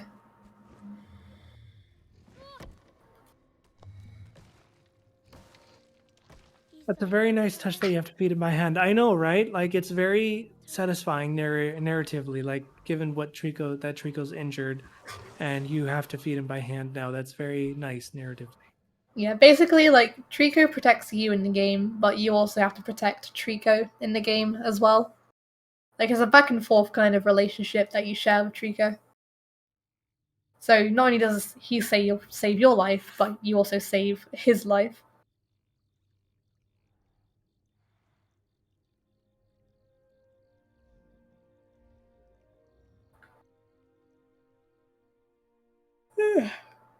Goodness.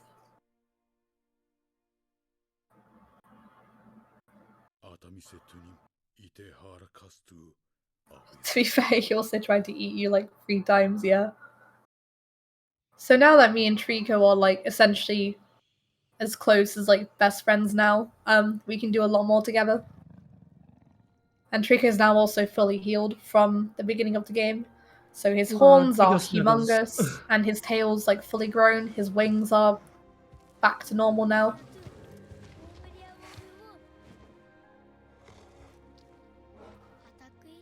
You look like a toothpick to him. I mean, with what what teeth? He has like With his what teeth. teeth? He's got no teeth. But this is another auto-scroller. He's just gonna jump up by himself. And then we're gonna go on to the final few stretches of the game. Ouch. It's been a long ride. It really has.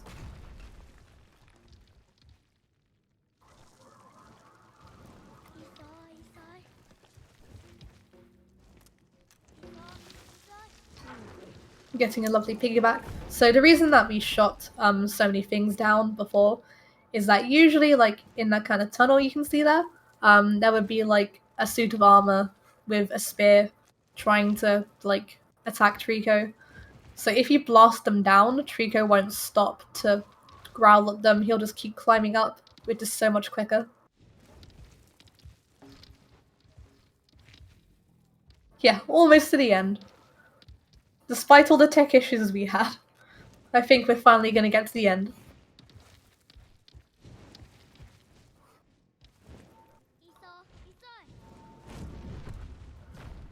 And again, shout out to all the really longathon staff making this all possible, and actually making it a wonderful charity event as well.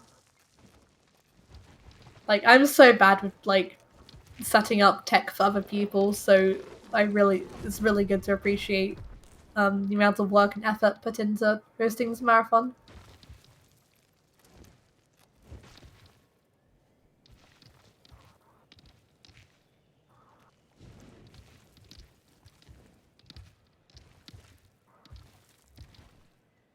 So I'm gonna wait for him to jump up here. I'm gonna jump up here myself.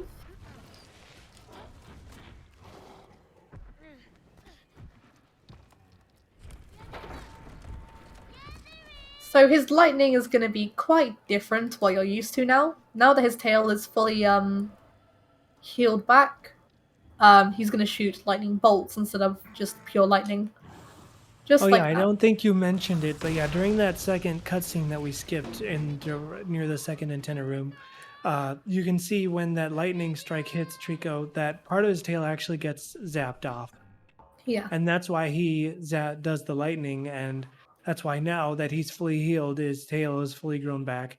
He shoots his like plasma bolts. Yeah. I still don't know how, like, it works, but it just does. Okay, the checkpoint didn't register. That's weird. Oh no.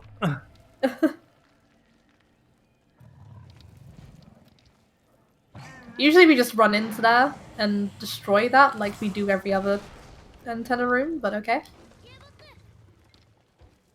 I think it's because I needed Trico to be on the ground. So maybe we can do it again.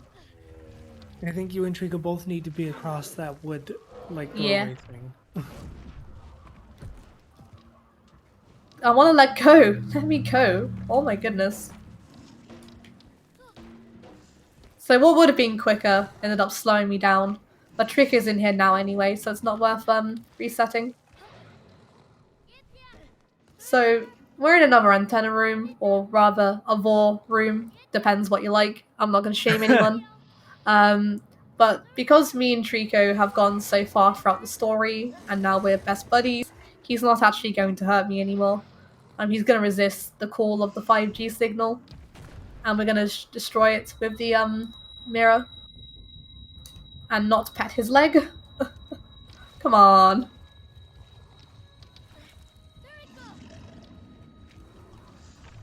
You can see he's very agitated, but he's still not going to succumb to it. And we now have a very fun section where I have to blast down a bunch of eyes. So I'm going to stand in a very specific spot on this bridge so that I jump far enough not to get hit by Trico. And I'm going to start aiming my light at his. We now So come to the hopefully- two towers part of the game. Yeah, the two towers. Literally the two towers for like 15 minutes. Gonna shoot one here. It's gonna be one above us. I might have to no-scope this, I'm not too sure. Okay, I no-scoped that one, Pog, let's go. Nice. Professional speedrunner. This entire time, Trico is trying to jump up behind us, but we really don't want him to. So that's why we have to be so quick. If I were to, like, let go of the mirror and then grab it again, Trico is so close to me that I'd end up, like, petting him instead. And Trico could just knock me out of this as well.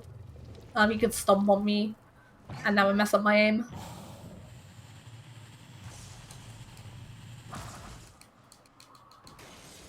So I'm just gonna tell him to sit down a minute, making sure I've got everything. Yep, all good. Hey.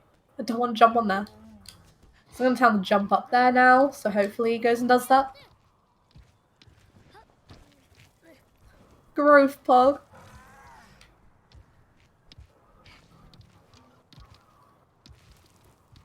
So this section is essentially like the calm before the storm, if you want to think about it like that. Only 3 ads this time. Whoa! Amazing. Lucky you, I got 6. Oh.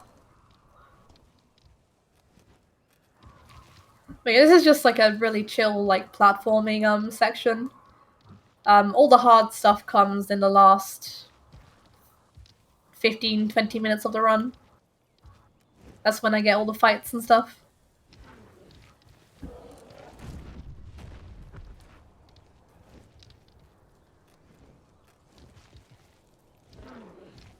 And yeah, we just have to wait for Trico to jump. There's nothing we can do to kind of speed this up. Come on, buddy. So I want to hopefully safely jump off Trico and not fall down to my death. That would be nice. I'm just gonna blast this eye nice and early as well.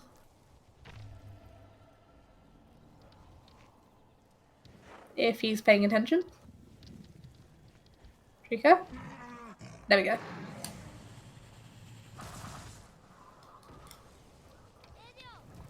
Right, he's seen where he needs to go.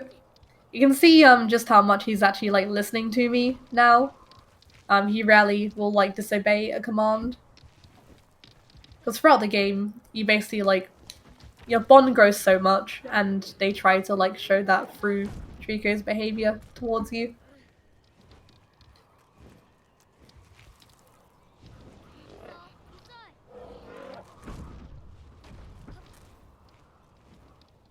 So we're going to be coming to these two towers here. And basically we need to find a way to get Trico to fly to the White Tower again. However, he's a bit reluctant to do it by himself, so we need to kind of construct a runway. Because Trico, after all, is just one big aeroplane, apparently. So I'm going to call him over.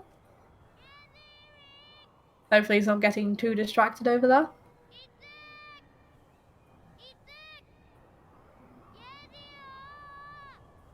And I'm actually going to aim for these ledges up here. Assuming that Trico's not completely over me. So I'm going to break these a bit early. If Trico can actually aim for him.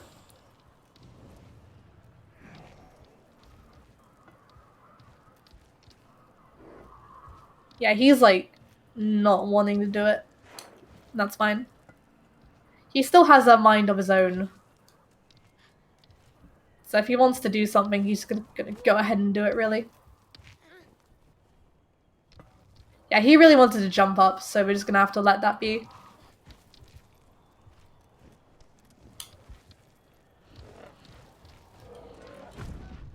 Yeah, now that Trico's AI is so advanced, he can actually figure out puzzles, like, very quickly by himself. So he's much more likely to, like, go ahead without you and show you the way.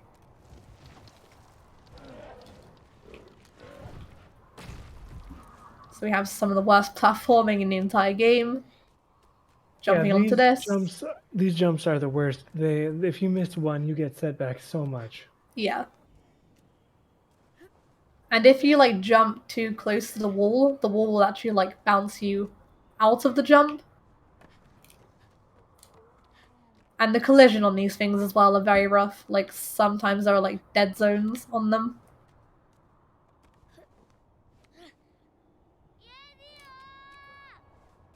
Trico, come on, buddy! Aw, jump down. Yeah, so much of this relies on Trico's, AI and RNG here. So if he didn't jump down just there, it would have saved us all this time by having to call him up.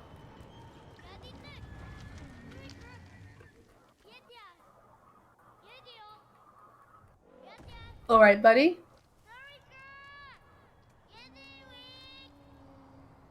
So we're gonna point forward, and hopefully Trico takes some notice.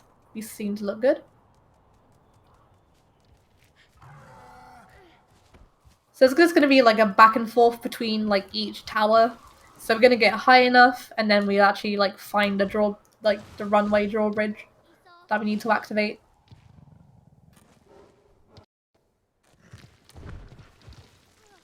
Again, this section does actually tend to be quite confusing for new players as well. Just because, like, every single bit of it looks exactly the same. So it's very confusing, especially if you, like, fall off and die, like, which checkpoint you get sent back to. It's also confusing a lot on, like, where to jump. Yeah. Especially, like, this ledge, for example. It's such a small, tiny ledge. And I need to coax Trico out here and not have him push me off the edge. Which can happen, by the way. Need to try and get him to jump up there. He seems to have found where I want him to go. Oh god, get off, get off. I am somewhere on your butt. Oh boy. That looks very, very unsafe. I don't like this. Let me on. Oh boy. I don't feel very secure. There we go.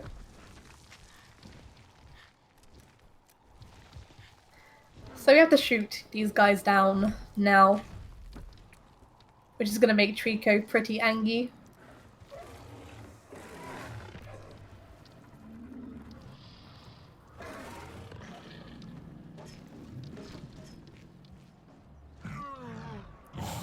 There's one. We're gonna have some like really big fights coming up as well, with a lot of suits of armor. There we go, buddy. So this is essentially like the dull, boring bit before the game just kind of gets really, really intense.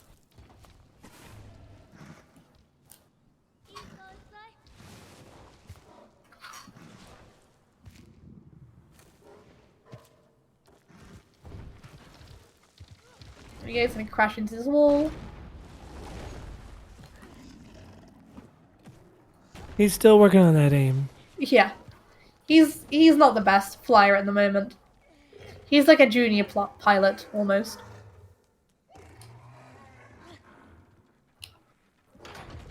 And this is my most favorite ledge in the entire game. One time during like just a practice, you know, I managed to get stuck in this ledge. Like I actually glitched into the ledge for 10 minutes, like 10 whole ass minutes, and it was painfully funny. Like the boy just became one with the floor, and it was a spectacle. You had to be there. That happened over a year ago. Goodness. So we need to balance on Trico's head here. Hopefully don't get knocked over.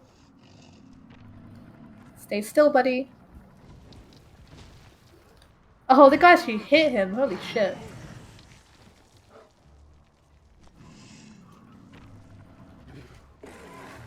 Dude, that aim of yours, calm down. So we have to hope that Trico can shoot the lightning before he gets stabbed.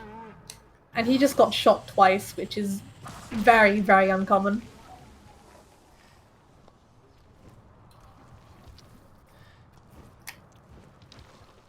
But at the moment we have like, because we've already gone past the spear check, we don't actually need to remove any more spears for Trico in the game.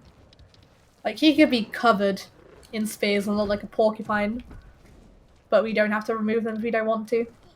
It's not gonna like slow him down or speed him up, no matter what we do.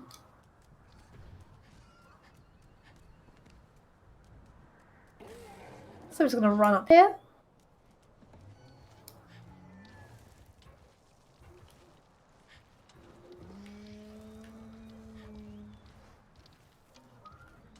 Do some platforming, hopefully not fall off and die. Trigger this. And I'm going to be trying and moving during the cutscene as well. So I'm going to be moving hopefully back and around the outside of the tower. I feel like I'm on the wall. I don't know where I am. Okay, we're out here. So during the cutscene you can actually move and run down these stairs. But it's kind of hard to like move yourself off camera. There we go, great jump. Sometimes when you jump down to Trico here, he'll actually just try to catch you mid-air. And then instead of catching you, he'll just like bop you off the cliff. It's great.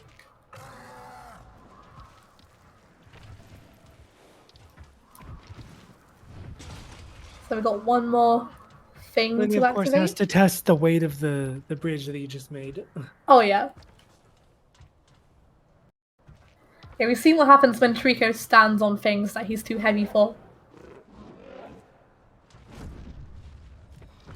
Come on, Trix. Thank you, buddy. One interesting thing to note as well, that if you're playing the game casually, you're going to see these like blue tiles here. And these actually kind of lead you towards the direction you're supposed to go. So if you're ever like lost in a casual playthrough, just follow the glowing blue tiles on the floor. And then you should be showing where to go. In some situations. Otherwise it's like a free-for-all. You don't know where you're supposed to go. Because there are like some dead ends and whatnot that you think you can go through, but you actually like cannot. Grab onto the ledge. Now hopefully when I pull this, I can actually fall onto Trico during the cutscene.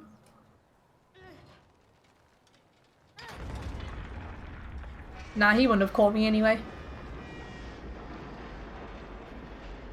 This is fine too. Ledge is too OP. So now we have our runway. So we can just fall down. Trico can catch us.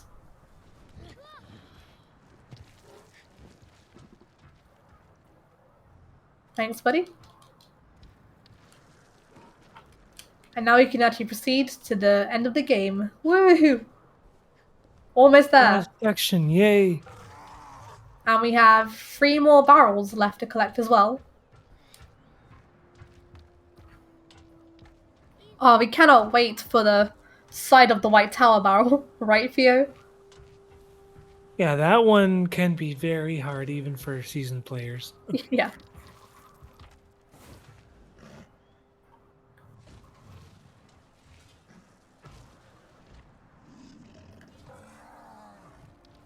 So we're actually going to be going into a 2-phase fight as well, which we need to do optimally.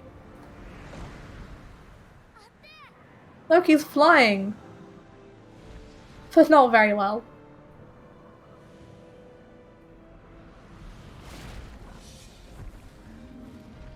He'll get that aim someday. Yeah. And unfortunately, like, moving during a cutscene tends to be very difficult because the controls can shift around a bit. So I'm trying to jump off Trico in a safe and timely manner. There we go. Now these dudes don't like being shone light upon.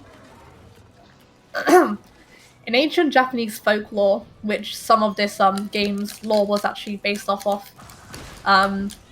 evil cannot look at itself in the mirror because evil is inherently ugly.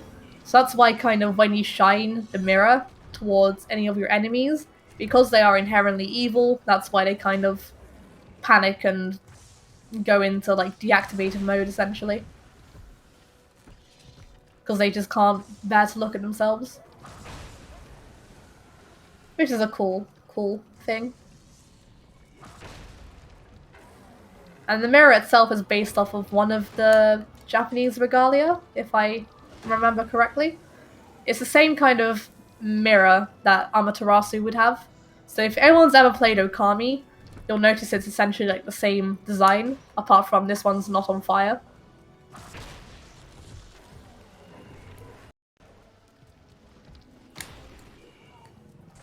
Taking a while to die.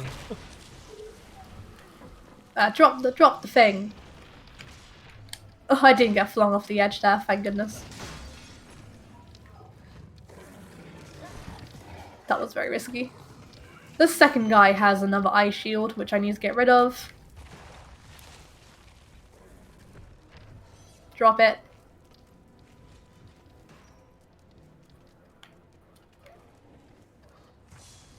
That's fair enough.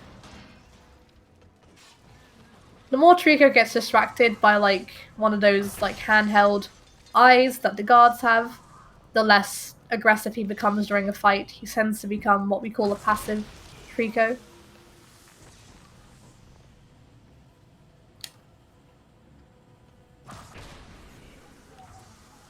There's only a few more left.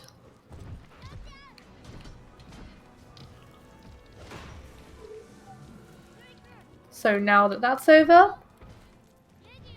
Trico can calm down, and in any percent we would usually just go straight into the White Tower.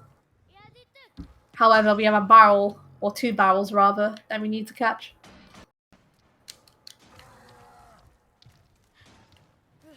So I'm just gonna climb up on the Trico real quick. And hopefully as soon as possible.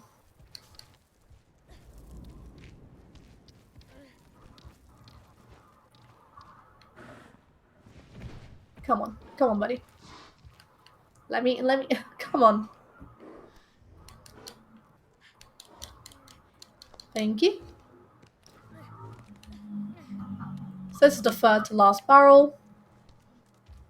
Those doors right there as well, those are kind of where the suits of armor like spawn in. We'll just have to drop this and hope for the best. Yikes. Okay, it's fine. Trico, I swear, if you knock that off the side of the cliff...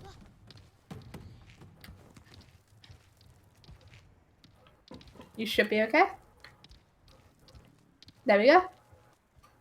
Only 2 more to get. And 1 is dangling on the side of this tower. So I'm going to call Trico all the way over here. And hopefully, if I can find the right spot.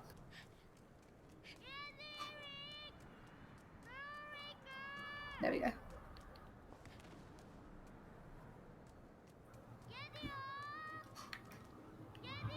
So I need to get Trico to come a little bit closer. I need him to sit down. So I can get him to sit. And then I can kind of use his tail and drag it along. The cool thing about this one is the solution to get to this barrel is basically the solution to continue. Yeah. If you're casually playing, because we have a different skip for so we don't need Trico's tail. No. Yeah, it's a very risky thing to jump down, but I'm going to do it anyway. There we go. Oh boy. Safe. Okay. Have to jump down here. And very, very carefully pick up this barrel. Jump down here.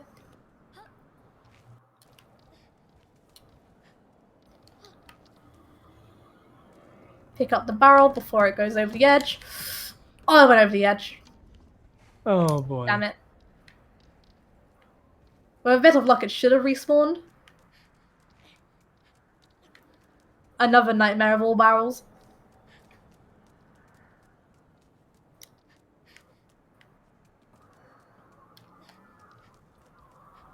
If it hasn't respawned, we'll have to reset the checkpoint.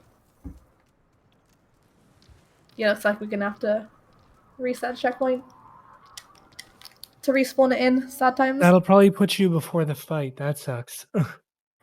No, checkpoint's after the fight. Oh, good. So we have to kind of lure him back over here.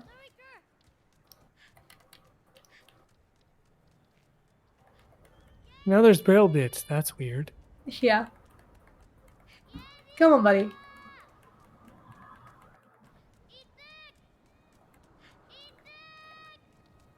So again, gonna lure him right around here. And time to sit. I'm gonna drag his tail. Sit. I'm gonna drag his tail again. There are specific points of the tail in which it's faster to grab on. Now I'm actually close to the barrel itself. Yeah, I wouldn't say it's a full puzzle game. There's definitely a lot more platforming as well. Yeah, it's got like puzzle elements to it. Don't you dare drop down again. God damn it. This category is so fun, you know? I'm so relaxed and comfortable right now.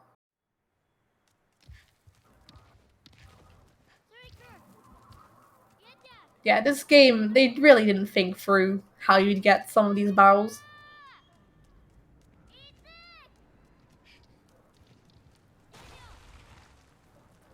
Sheesh.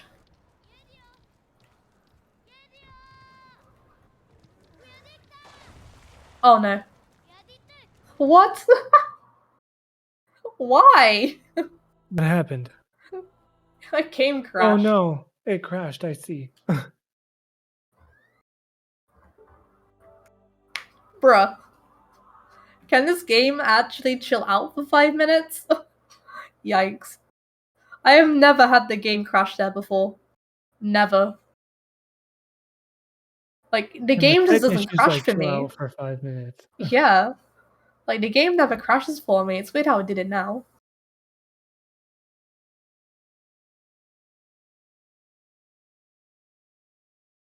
So now we have to load back into the game.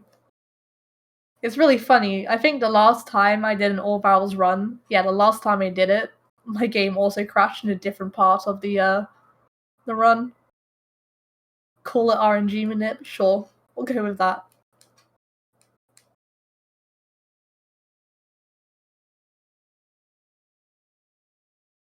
Hopefully the game still works.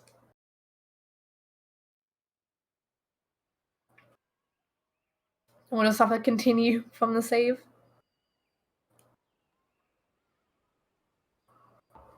And we get to see the cool loading screens that we skipped at the beginning of the run. They are very, very strange.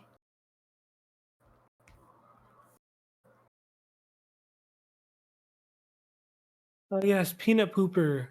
Peanut pooper. Alright. Back where we were. After game could not crash again. That would be fantastic.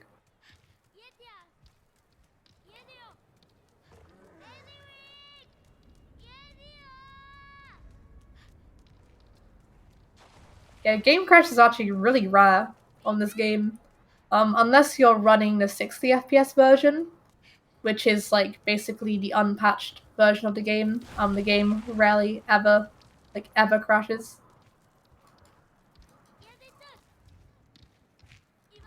There we go. He's just sat down. So we can move his tail again.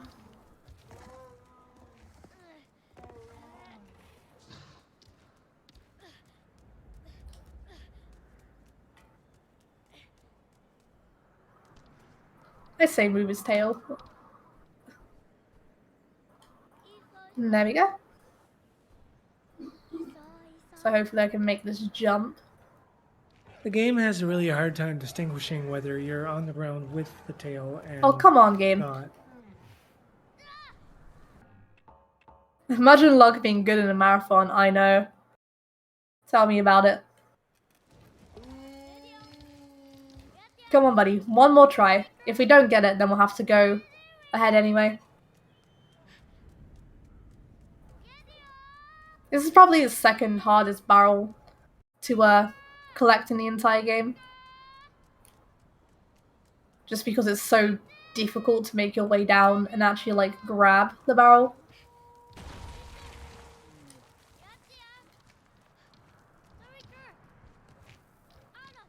Tail's actually You can't just jump over and then like adjust yourself to land on the ledge. You have to like drag the tail down. Like there is no other way you can get this done. Let me hold on. If I pet the tail as well, the tail's gonna make its way around a little bit.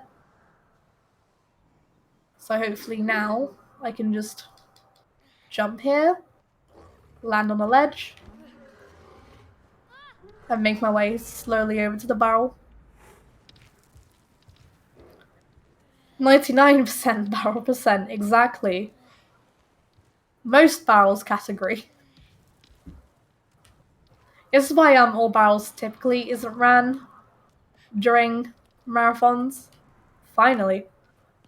Yeah, there's just so many like variables in RNG, which is why it's really hard to put like an estimate on there as well. Compared to any percent where it's a lot of the time like the exact same stuff and there's a lot less that can go wrong. So my 80% run that's going to be happening next Monday, it's going to be a lot better, trust me. A lot more polished and smooth. I'm not going to walk up that way. He might snag it out my hands.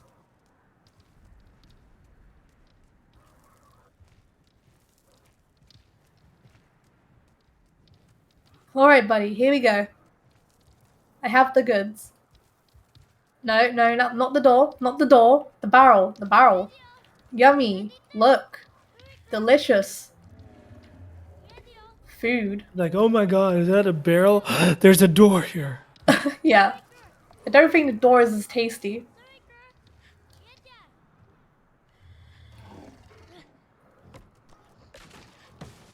There we go. Only one more barrel left. However, we have like another skip to do in the meantime.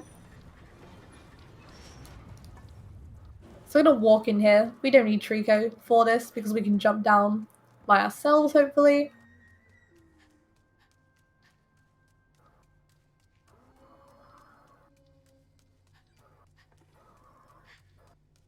It's gonna be running into here and hopefully jumping like this onto this ledge. There we go. So we skip having to rely on Trico to drop his tail for that one by jumping onto that ledge. And this is a very difficult part of the run where I have to cry a little bit and panic. So what I'm going to do is I'm going to activate the suit of armor and then try and activate the rest of them without getting caught.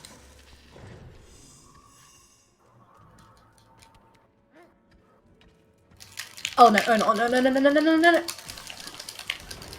Don't let me in. No, no, no. Oh, come on.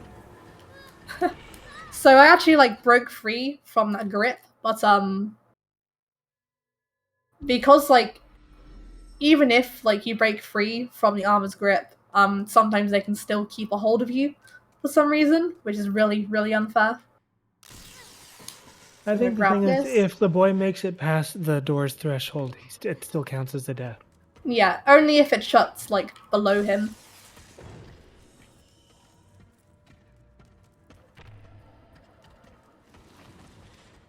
So I'm just gonna activate these whilst they're in turtle form. So I have to keep my eye out on these dudes.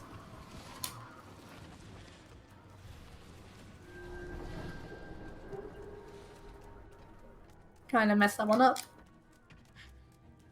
Yeah, this skip is very, like, hard to be able to do. So if I've messed up the skip like this, I'm just gonna have to shoot down these suits of armor instead. Because they're just gonna grab me and follow me, and I don't need that in my life.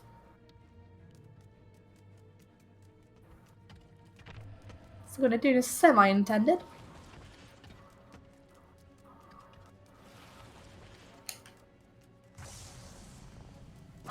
So yeah, what's with all the barrels? Just a good challenge, or is there something important to them? I mean, they are important to the story, which you'll see once we get to the top of the tower. But other than that, they're really just collectibles. Yeah. So when you finish the game, you get to unlock different colored outfits. You get to unlock a badge for Trico, and you Depending on how many barrels you collected. Yeah. You get to unlock like a fine feather painter as well, which allows you to color Trico in pretty much any color you want. Throw this. Not again. The Last Guardian, breaker of PlayStation controllers everywhere. You see, that time I actually got free from the door because I managed to land in an okay spot. This skip is so scary. Usually you're supposed to fight every single one of these guys, but if you're just in time, you can activate the lock mechanism like that. So do I have one more, or am I tripping? Yes, I have one more.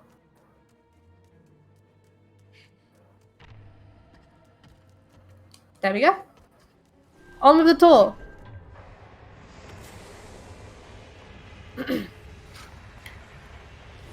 So the category that like we tend to run the most is the 80% category, just because in the 80% category we only have to feed him the mandatory barrels, whereas we have to feed him 48 in this category, which is why 80% is a far more, I guess, popular run category for this game.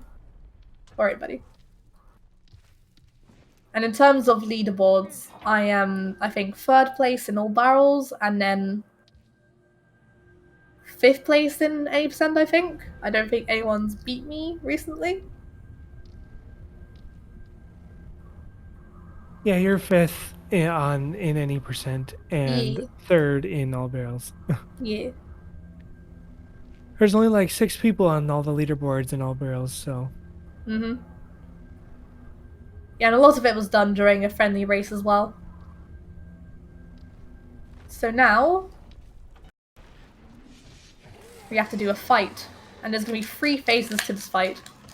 There's different ways I can go about it, so I can be caught and have Trico kind of save me, so we can target each suit of armor one by one. And we have some guys on the top level as well, which I need to worry about. Rico weirdly didn't target you that time, huh? I know. What a guy.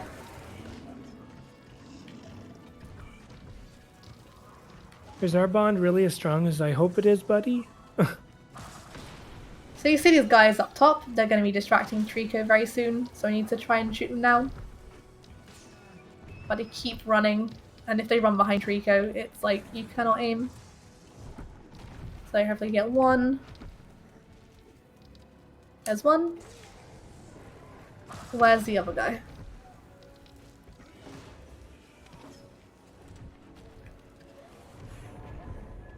So we're going to be heading into the 2nd phase relatively shortly, once this guy's down.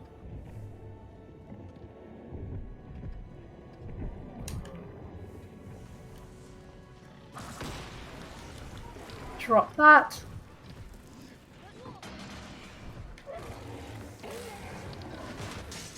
So in that door there's always a mirror spawn or an eye shield spawn, which we need to take care of. And in the 3rd phase there can either be 1 or 2 spawn in.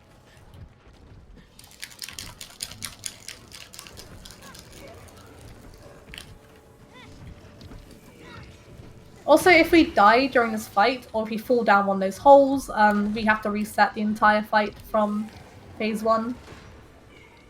So you have to be very careful as to what we're doing. Thanks, Trico.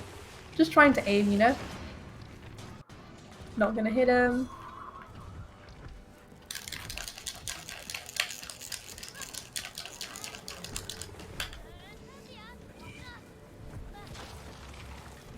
Thanks, Trico. You really did a number on that guy. At least he focused you that time. Yeah. We also have to be very careful, because everything's mapped to the circle button. We can actually end up grabbing like a helmet instead of grabbing or aiming the mirror, sorry.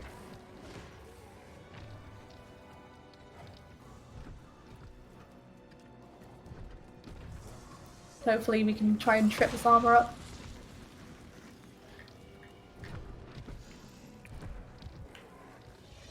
This guy isn't gonna like hurt us or anything, he's just gonna really distract Trico. That's it.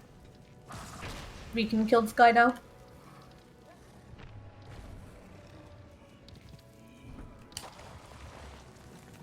And there's 2 more guys left, and then phase 3 to happen. Oh, ad time. Yay! Only 5 this time. A new low. Don't pick it up, don't pick it up.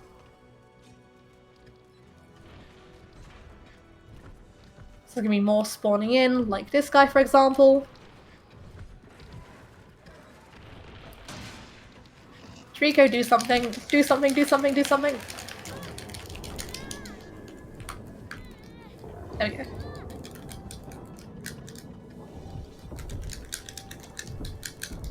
Still, oh my goodness. Come on, Trico, do something.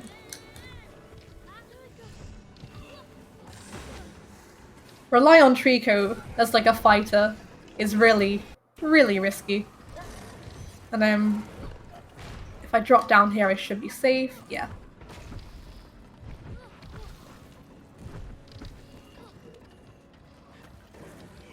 So I'm just gonna aim my mirror to make sure no one picks up that shield.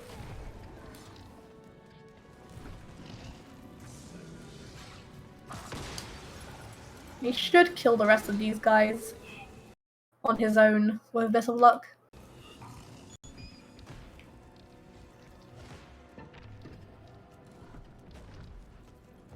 Go for that one over there.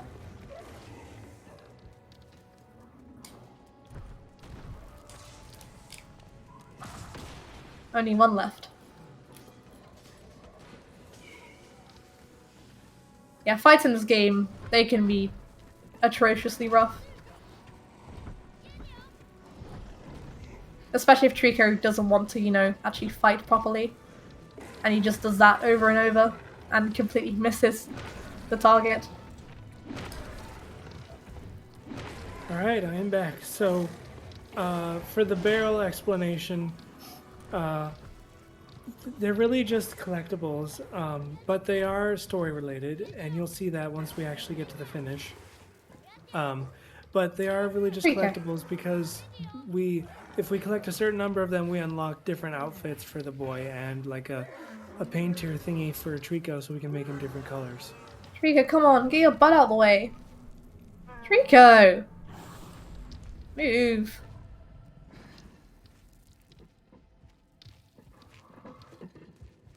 He's just in my face all the time. He's like, I'm so glad you're okay. Hey, yeah, me too, he wants buddy. to make sure you're okay. This event is really, really long, huh? But, You do know what channel you're on, right?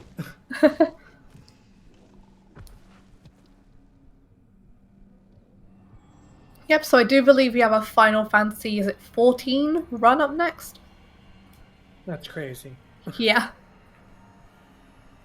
That's gonna be pretty insane.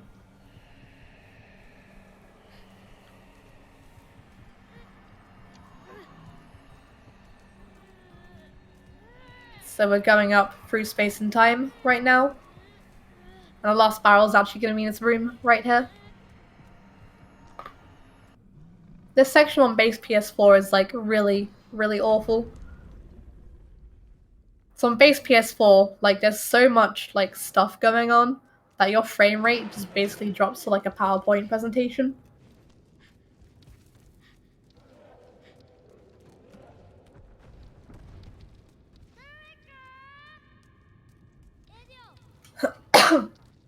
Bruh, come on. You were so close.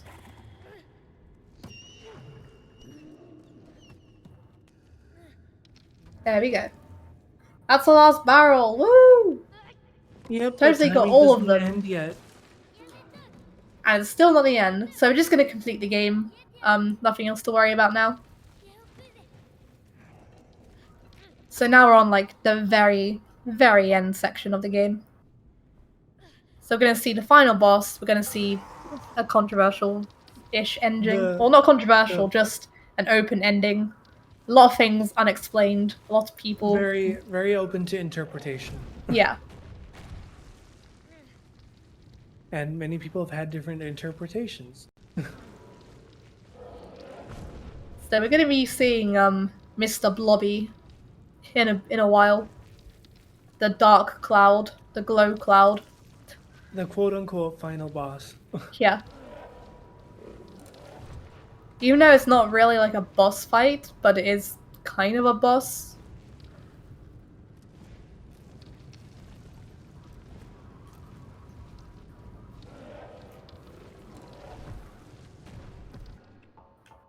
And know nothing about this game, what's the significance of the barrels. So you did answer this earlier, but we'll do it again anyway. So the barrels are just collectibles in the game, and you do get rewarded for collecting a certain amount over a certain amount of playthroughs. So usually, like, the boy is wearing white robes, but because I've collected a bunch of barrels in different playthroughs. I have enough to unlock the red robe. And this is the Master of the Valley. He's actually the one behind, you know, this entire plot happening. And he's like the 5G monster that we have to destroy eventually.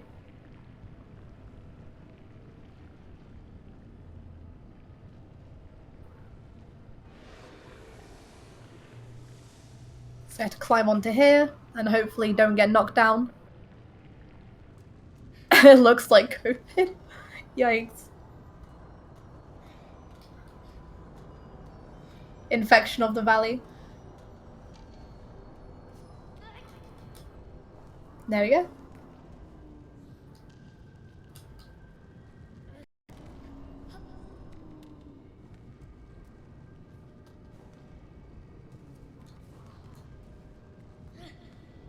Come on.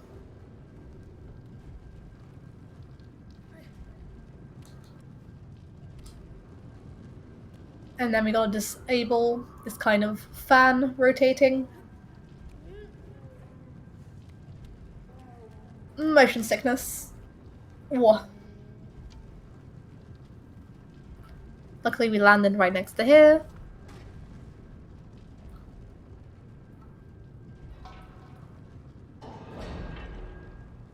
So I have to kind of coax Trico to come up here.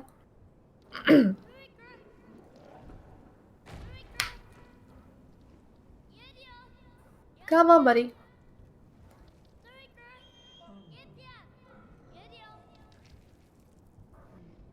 This part of the Anytime game now. can also trip up new players as well because it's another one where like what you're supposed to do next is not obvious. Yeah. And there are hints in the game where the narrator will tell you like the key to what you need to do next. However, the hints are very few and far between, and a lot of the time they are very, very, very vague.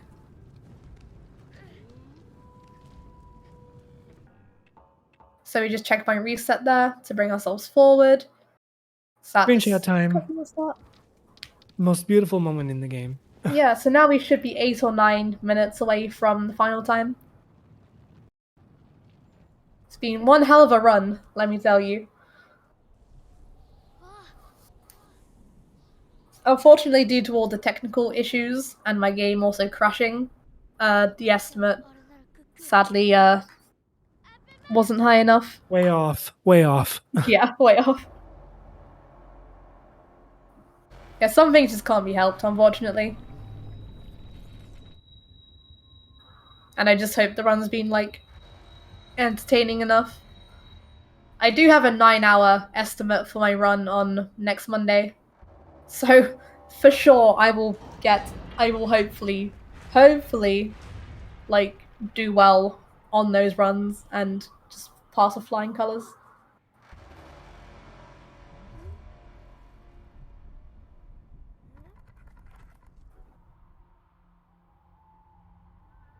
Marathon RNG always the worst, I'm gonna lie. Yeah.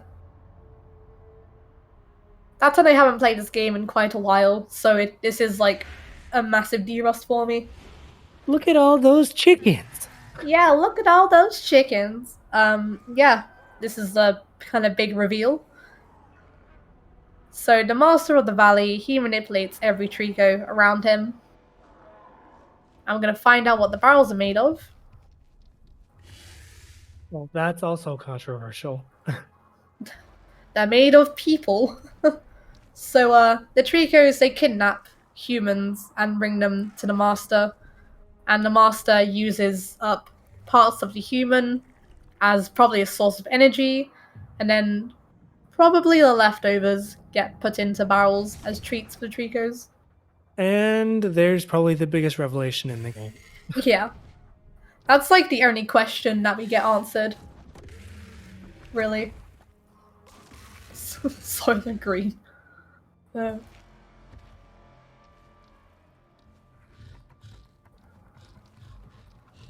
This cutscene is very intense when you first play the game. Yep. Because Trico, if Trico can't beat Susan in a fight, how the hell is he supposed to beat, 6 other Tricos in a fight, right?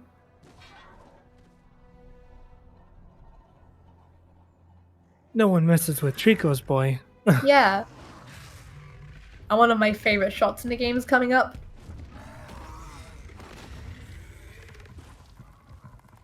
Yeah, this is it.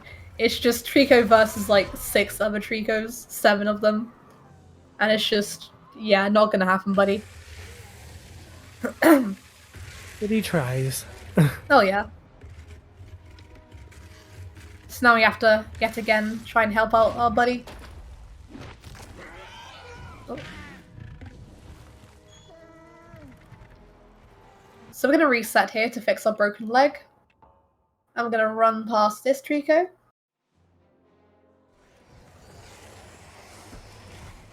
Come over here. And then we just have an auto-scroller coming up. There's nothing we can do about it. Just gonna sit here and enjoy the ride. Yeah, it's like almost 2 minutes, I think. I timed it once. Yeah. He's the goodest of good boys, indeed. The goodest boy. Best boy. He's the bestest, purest, most goodest boy there is.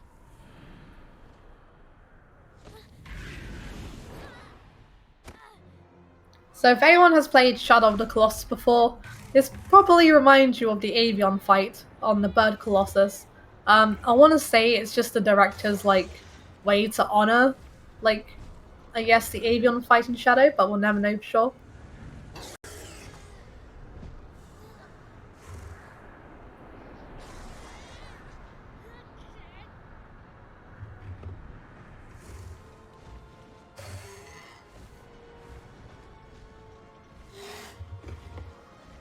And this entire time, like, our best friend is getting, like, strangled.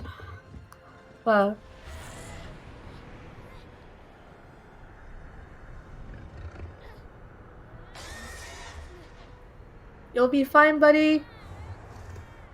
I'll be there in a minute.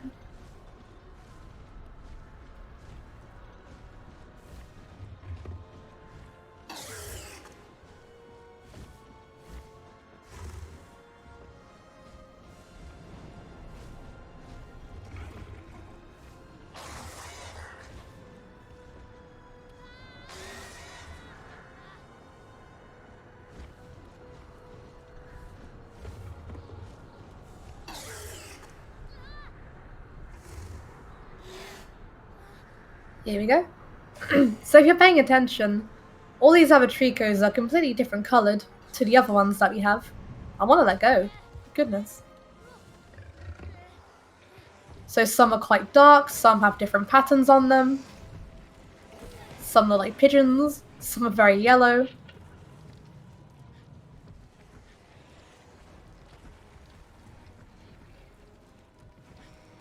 And if you're very sensitive to, I guess, harm and animal harm, I advise to look away now. Tricker's gonna get his tail ripped off. Yeah, this is very sad. Right, final couple minutes of the game. No, he just grew that back. You just got that tail. So essentially, what the game is trying to tell us is that, yes, the tail is in that room now, and hey, that room, the guy in the room is controlling the Tricos. Maybe you should, you know, put 2 and 2 together and blast the Master of the Valley to pieces. Yep, time's coming up. Yeah. So I'm gonna drag this tail down, and then I'm gonna shoot the Master. And when the Master of the Valley has an aneurysm, then we're safe to call it a day. At least on my run. Right, come on. So it can take 1 hit, 2 hits, 3 hits, or 4 hits. It's completely RNG. So I'll shout time when I'm on time. Come on, tail. Hello?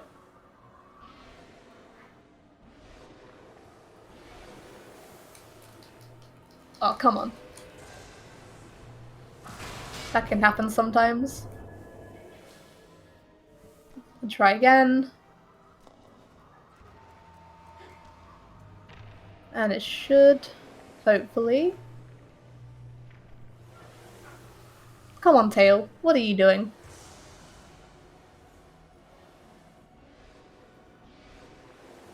time.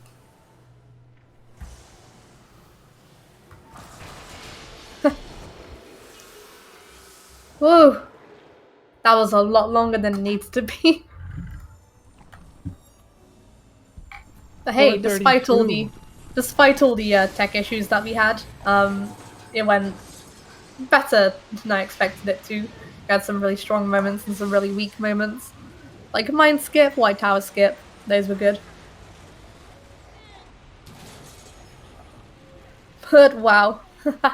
Thank you all so much. I guess it's time to do some shoutouts then.